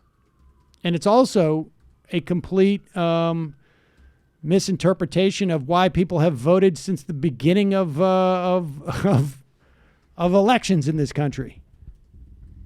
You don't think that people aren't voting on some level structured around their identity. Now, you know, I think it's in with a field that we have this as big as we have, you can find a female candidate who represents, it seems to me, like all aspects of the Democratic Party. I mean, going from, you know, Warren through Harris to Klobuchar. I agree with everything you're saying, but I mean, I think like they should have phrased it differently. But the actual premise that you would elevate an identity over all of the variables, obviously you reject. And by the way, most people who even say that reject that too. Right. You know, because frankly, well, no, yes, but they should acknowledge that, because if it's just identity, then you should have backed up, you know, you vote for Sarah Ben Palin. Carson, You Carly vote for Sarah Fiorina, Palin. or Sarah, and frankly, some people did actually do that, and I think that is in fact a crazy and ridiculous position. So Yes. let's also, like, it's wrong to, you know, not hold and understand the importance of that, but it's also wrong to literally just hang your hat on that alone, and you don't do that anyways. Right. I mean, Mindy said in the same call she wouldn't vote for Tulsi Gabbard. And frankly, I mean, I to me, as far as I'm concerned, I mean, if you're, I would put Tulsi Gabbard in the mix next to certainly. I mean, I vote for her over Klobuchar, obviously, but it's obviously somewhere in the middle of that dynamic, and you're making trade-offs and making balances, and both sides of that equation should acknowledge. Right, but I think, I mean, I'm sure there were people, because you can find people who also believe that the Earth is flat, who voted for Sarah Palin because they thought, that ticket because they thought that was good for women. In some fashion. I'm sure you could find that person, but it would be extremely rare. And No, of course. But I'm just saying, yeah. And right. So therefore what I'm saying people is that can people conflate should just, the idea that, and I just don't think there are people who are just like, I'm voting for this person exclusively because they're a woman. Because then you would have people who would vote for a Republican. But on the flip, if literally your only comment on Bernie is he is a old white man, if that's all you got, I'm not saying it isn't a variable to consider, but if that's all you got, that is a trash argument. Period. I mean, I guess so, but it also the implication is that they just don't want another old white guy, and there may be other fairly reasonable substitutes in their mind from a political standpoint that in terms of like his issues that may be valuable, but that a woman can bring a whole nother set of awareness of issues that he can't, just experientially. Now, I may not agree with it, but there is a logic to it. I don't agree. I hear there's a logic to it. I don't necessarily agree with it. I don't agree with it either. But I also, I mean, then we can inject a lot of other variables into that. Like we can inject Bernie experiencing poverty as an example. How many of these candidates have experienced poverty? Like there's a lot of other things. I agree. And if my lived experience is someone who's grown up in poverty, and that is I think that's crucial. Then yes, that would be would be another form of identity politics. Ben Carson, right? What? Like, right. Yeah. Right. Right. So I think, I mean, I guess I think the answer to this is some type of mashup of both, and people don't have to polarize it as much one way or another. Yeah. I'm just responding to this comment that someone saying, I want a woman as our next president, and saying choosing someone based on identity politics. Those two phrases juxtaposed is nonsense. And I was coaching them on how to phrase their comment better. Well, but how do you know that they didn't phrase it exactly the way they wanted to? Space Ghost Utopian Cederist. For a small surcharge, you can request to have your Kavanaugh I Like Beer served boofed. Producer Lauren, darkness falls upon CPAC with Niger Inez of CORE and other black gun rights activists as speaker. What? I don't know. I'll check that out. I don't know what that means. Quam Quasket, Trump voice. How am I supposed to make America great again with all these witches hunting me? M. Bonara, tell the guy that your system automatically gives you full name and social security info when he calls. Street legal. It's not the government that issue currency. It's just a governing body. Right. Calling from a 613 area code. Who's this? Where are you calling from?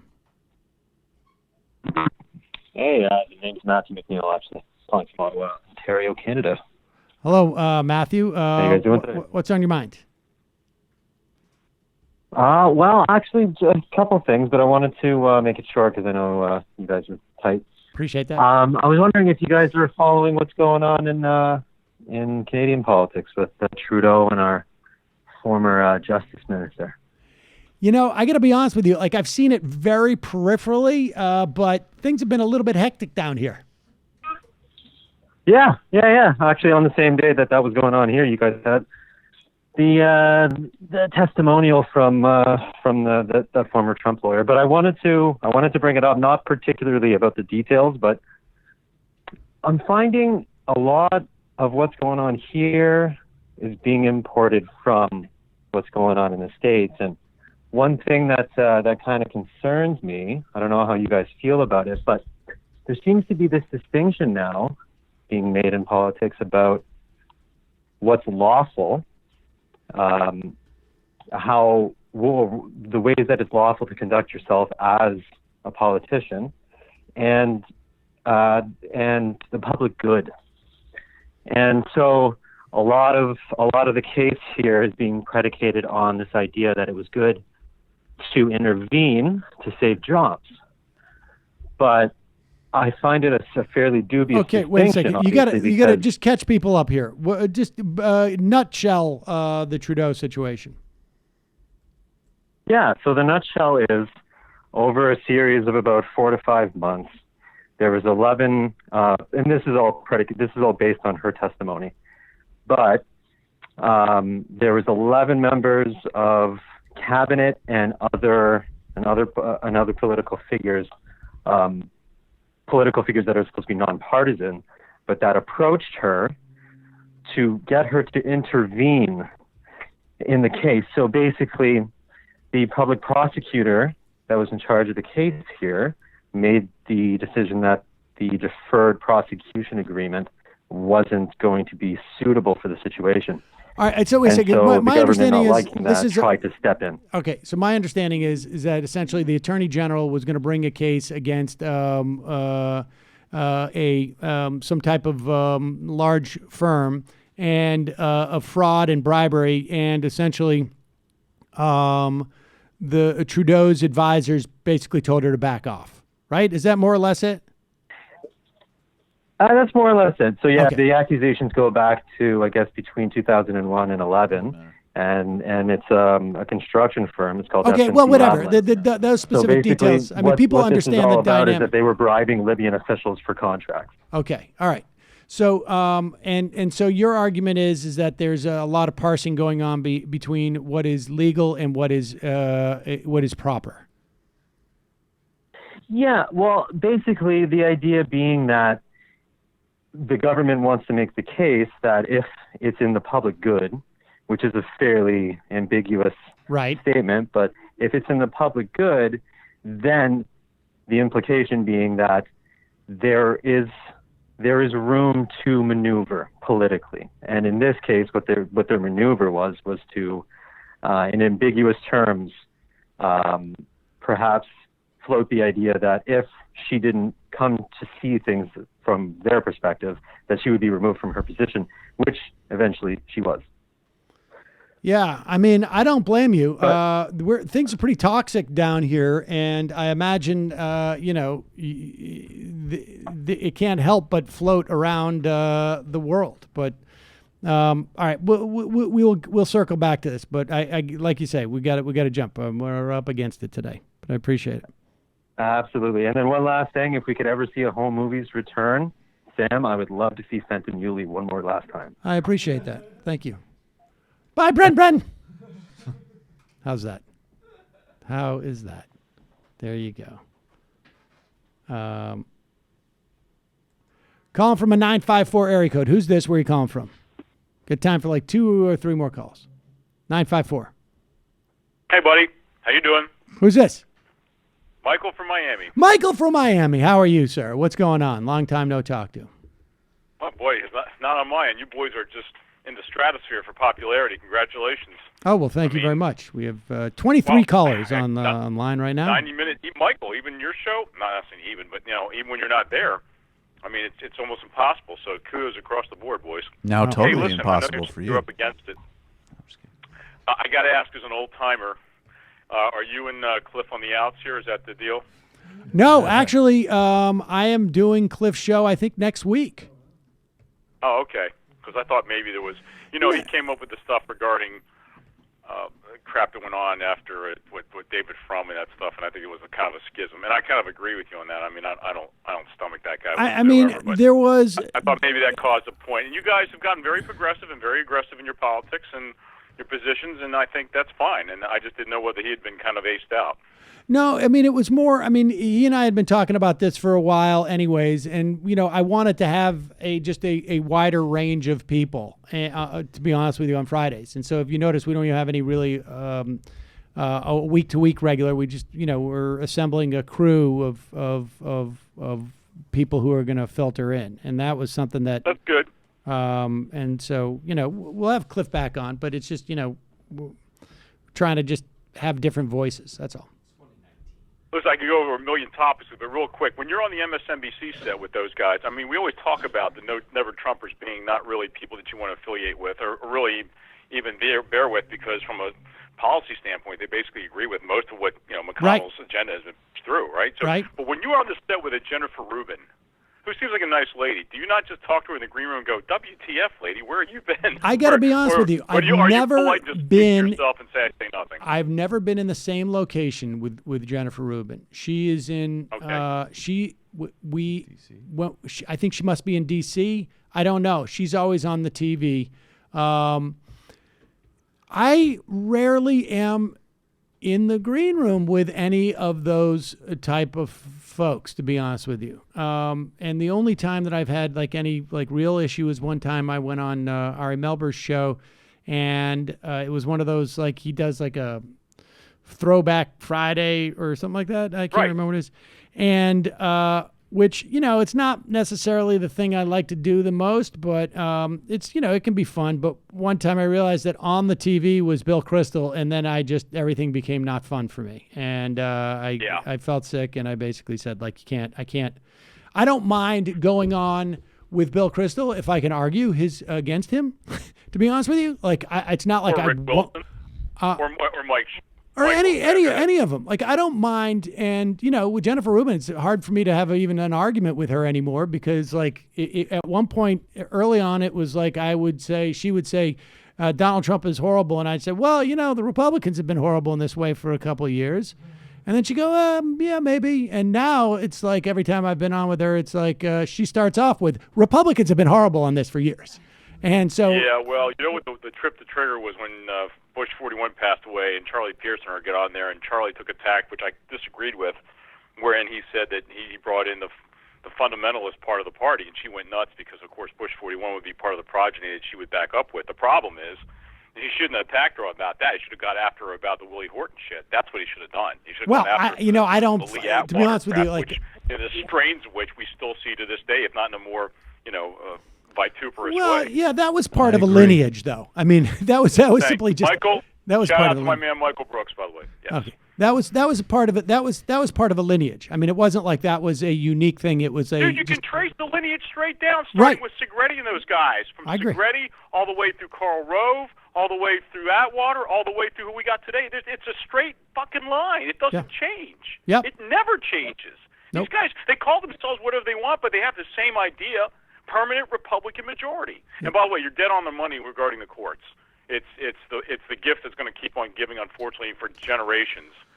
Your staff's children will have to deal with the crap and the fallout that's going on, because I don't know how you get out from underneath that. Because even if we get the presidency back in 2020, which is a 50-50 guess at this point, given the electoral map, how do you unwind what's been done in the federal judiciary? Yep. I don't see it. And my state, of course, is completely backwards. As you know, it's funny. Everybody else in the country is riding this wave in Pennsylvania and Wisconsin, California. Even parts of Texas are showing some stuff. But we're stuck in the dark ages, brother. This is the one reason. I'll leave you with this. I will never, ever, and you shouldn't either, ever believe a statewide poll in the state of Florida, because they are invariably lied to or incorrect. Yeah. I'll leave you with this. Andrew Gillum did not, for one moment, from the time the primaries were set in September of 18 through Election Day, he did not trail in one statewide poll. There were a couple of outliers from Rasmussen and those people that had him behind, but for the most part, he never was behind, and he lost by a point and a half, 2 points, 3 points. It was within the margin of error, but it was never to the point where you saw a surge, where you saw anything. So people lie. They just lie. They make things up. I don't know how you can gather any kind of bellwether from what anybody tells a pollster these days, least of all from my state, which is, like I said before, completely backwards. I don't know if you have any answers, or I know you guys hate the horse race stuff, but every once in a while, I just sit there and bang my head against the wall and go, I don't even believe Trump's approval ratings. Do you guys? Yeah, I do. I do, for the most part. I do, because, under Republicans, it's possible, I guess some Democrats lie, but, he's pretty popular amongst Republicans. Appreciate the call, Mike. Very popular. Yeah, 80s. Take care, guys. Bye. Take care. All right. I had a layover in Fort Lauderdale, which I guess is part of in the announcements. They said, "Welcome to Broward County." And I had like PTSD. So Broward County is always bad on election night. All right. Final call of the day. I'm sorry, folks. We had a lot of callers. Who's this? Where are you calling from? You are not the final caller of the day. 914. No, I didn't say the area code, did I? No. Oh. Dan? Oh, shoot. I think I hung up. Yes, I did. Sorry about that. I like your new Calling technique. from a 917 area code. Who's this? Where are you calling from? That's how I roll. Is this me? Yeah. Hi, this is Ben calling from Tennessee. Ben from Tennessee, what's on your mind? You are the final caller of the week, Ben. Thank you so much, and I just appreciate this segment so much to get all these perspectives on the show. It's really cool to just be a viewer and hear from everyone every day. I wanted to call about the Kamala Harris, the story about her misrepresenting her stance on juvenile illegal immigrants to ICE. Yeah. And, well, first of all, I mean, it brings up kind of the issues about her stances on truancy that were huge a couple of weeks ago. And just like her defenders have no one has ever actually like defended that policy still to this day, right? Right. And I think the biggest thing about that I really never heard anyone talking about was she was very clear in her speech that she did that because she had political capital to spend. And I think that is really the most relevant part of that whole saga, especially, as related to her seeking the presidency, because it tells us where her inclinations would be given political capital in the form of, Senate majority or House majority, where the first moves would be. Right. And I don't know. I just never really heard that take. But about the story about illegal immigrants and reporting them to ICE, I just find it interesting that, the only story basically is that the headline is that CNN caught her in the lie, right? Whereas we can imagine almost any other candidate, if they were caught in this lie, the story would be that they lied. It would not be CNN, the centrist media outlet, standing up and doing good journalism. So the focus of this just being totally skewed. The fact that it was a Gavin Newsom policy. There have been no stories written about him, having this stance. The only story I could find about his supporting this policy was from the Sacramento Bee. There's just really a lack of national care about the stance. And then when it does get written about, it's totally obscured away from her actual position. Yeah. It's interesting. I just think that area is just not prominent enough in the mind of Democratic voters. I mean, there's been and to a certain extent, every one of these candidates, to a certain extent, if they have been around, have softened when it comes to issues like criminal justice reform and immigration. Anything that connects with, abolishing ICE and the war on immigrants is I think it is pretty central for Democratic voters. So I don't know about that one. I think criminal justice, immigration to a certain extent, but how much has Gillibrand paid a price because of her stances on? Again, I think the distinction with Kamala wait a second. Harris. I'm not talking about votes. I'm talking about her stance on immigrant licenses in New York State when she was a congresswoman. Right? Wouldn't that be expressed as a voting against it?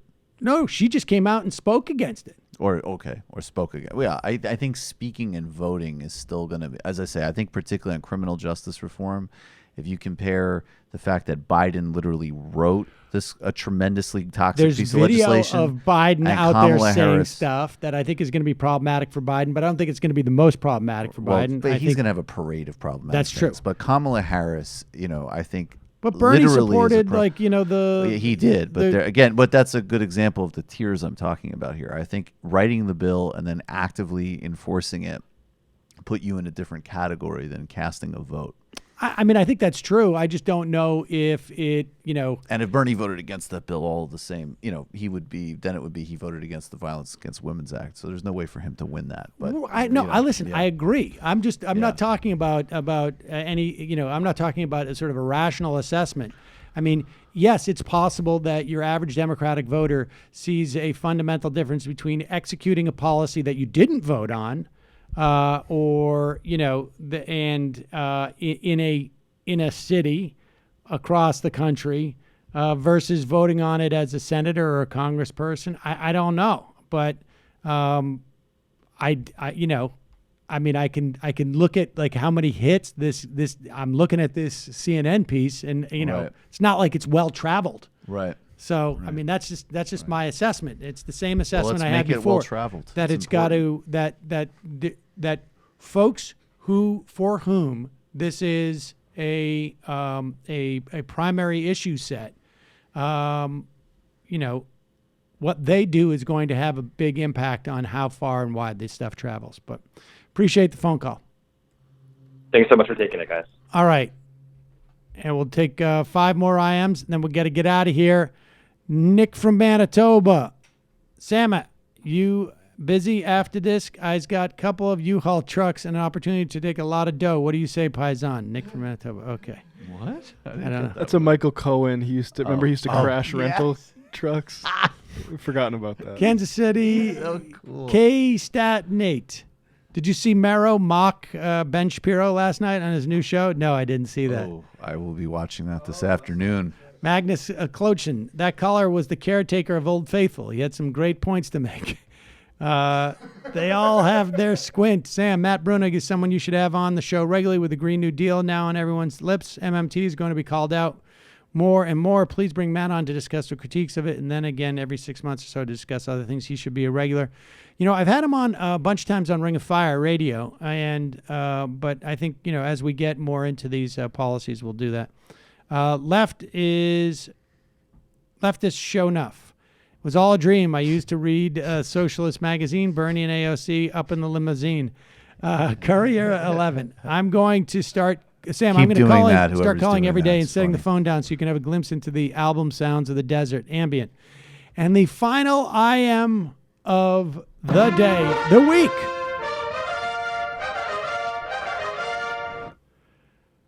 Riled up Riley. Sam in Target, fixing to call you from the checkout. Theme of the day and all. Giddy up. Left is best. See you on Monday.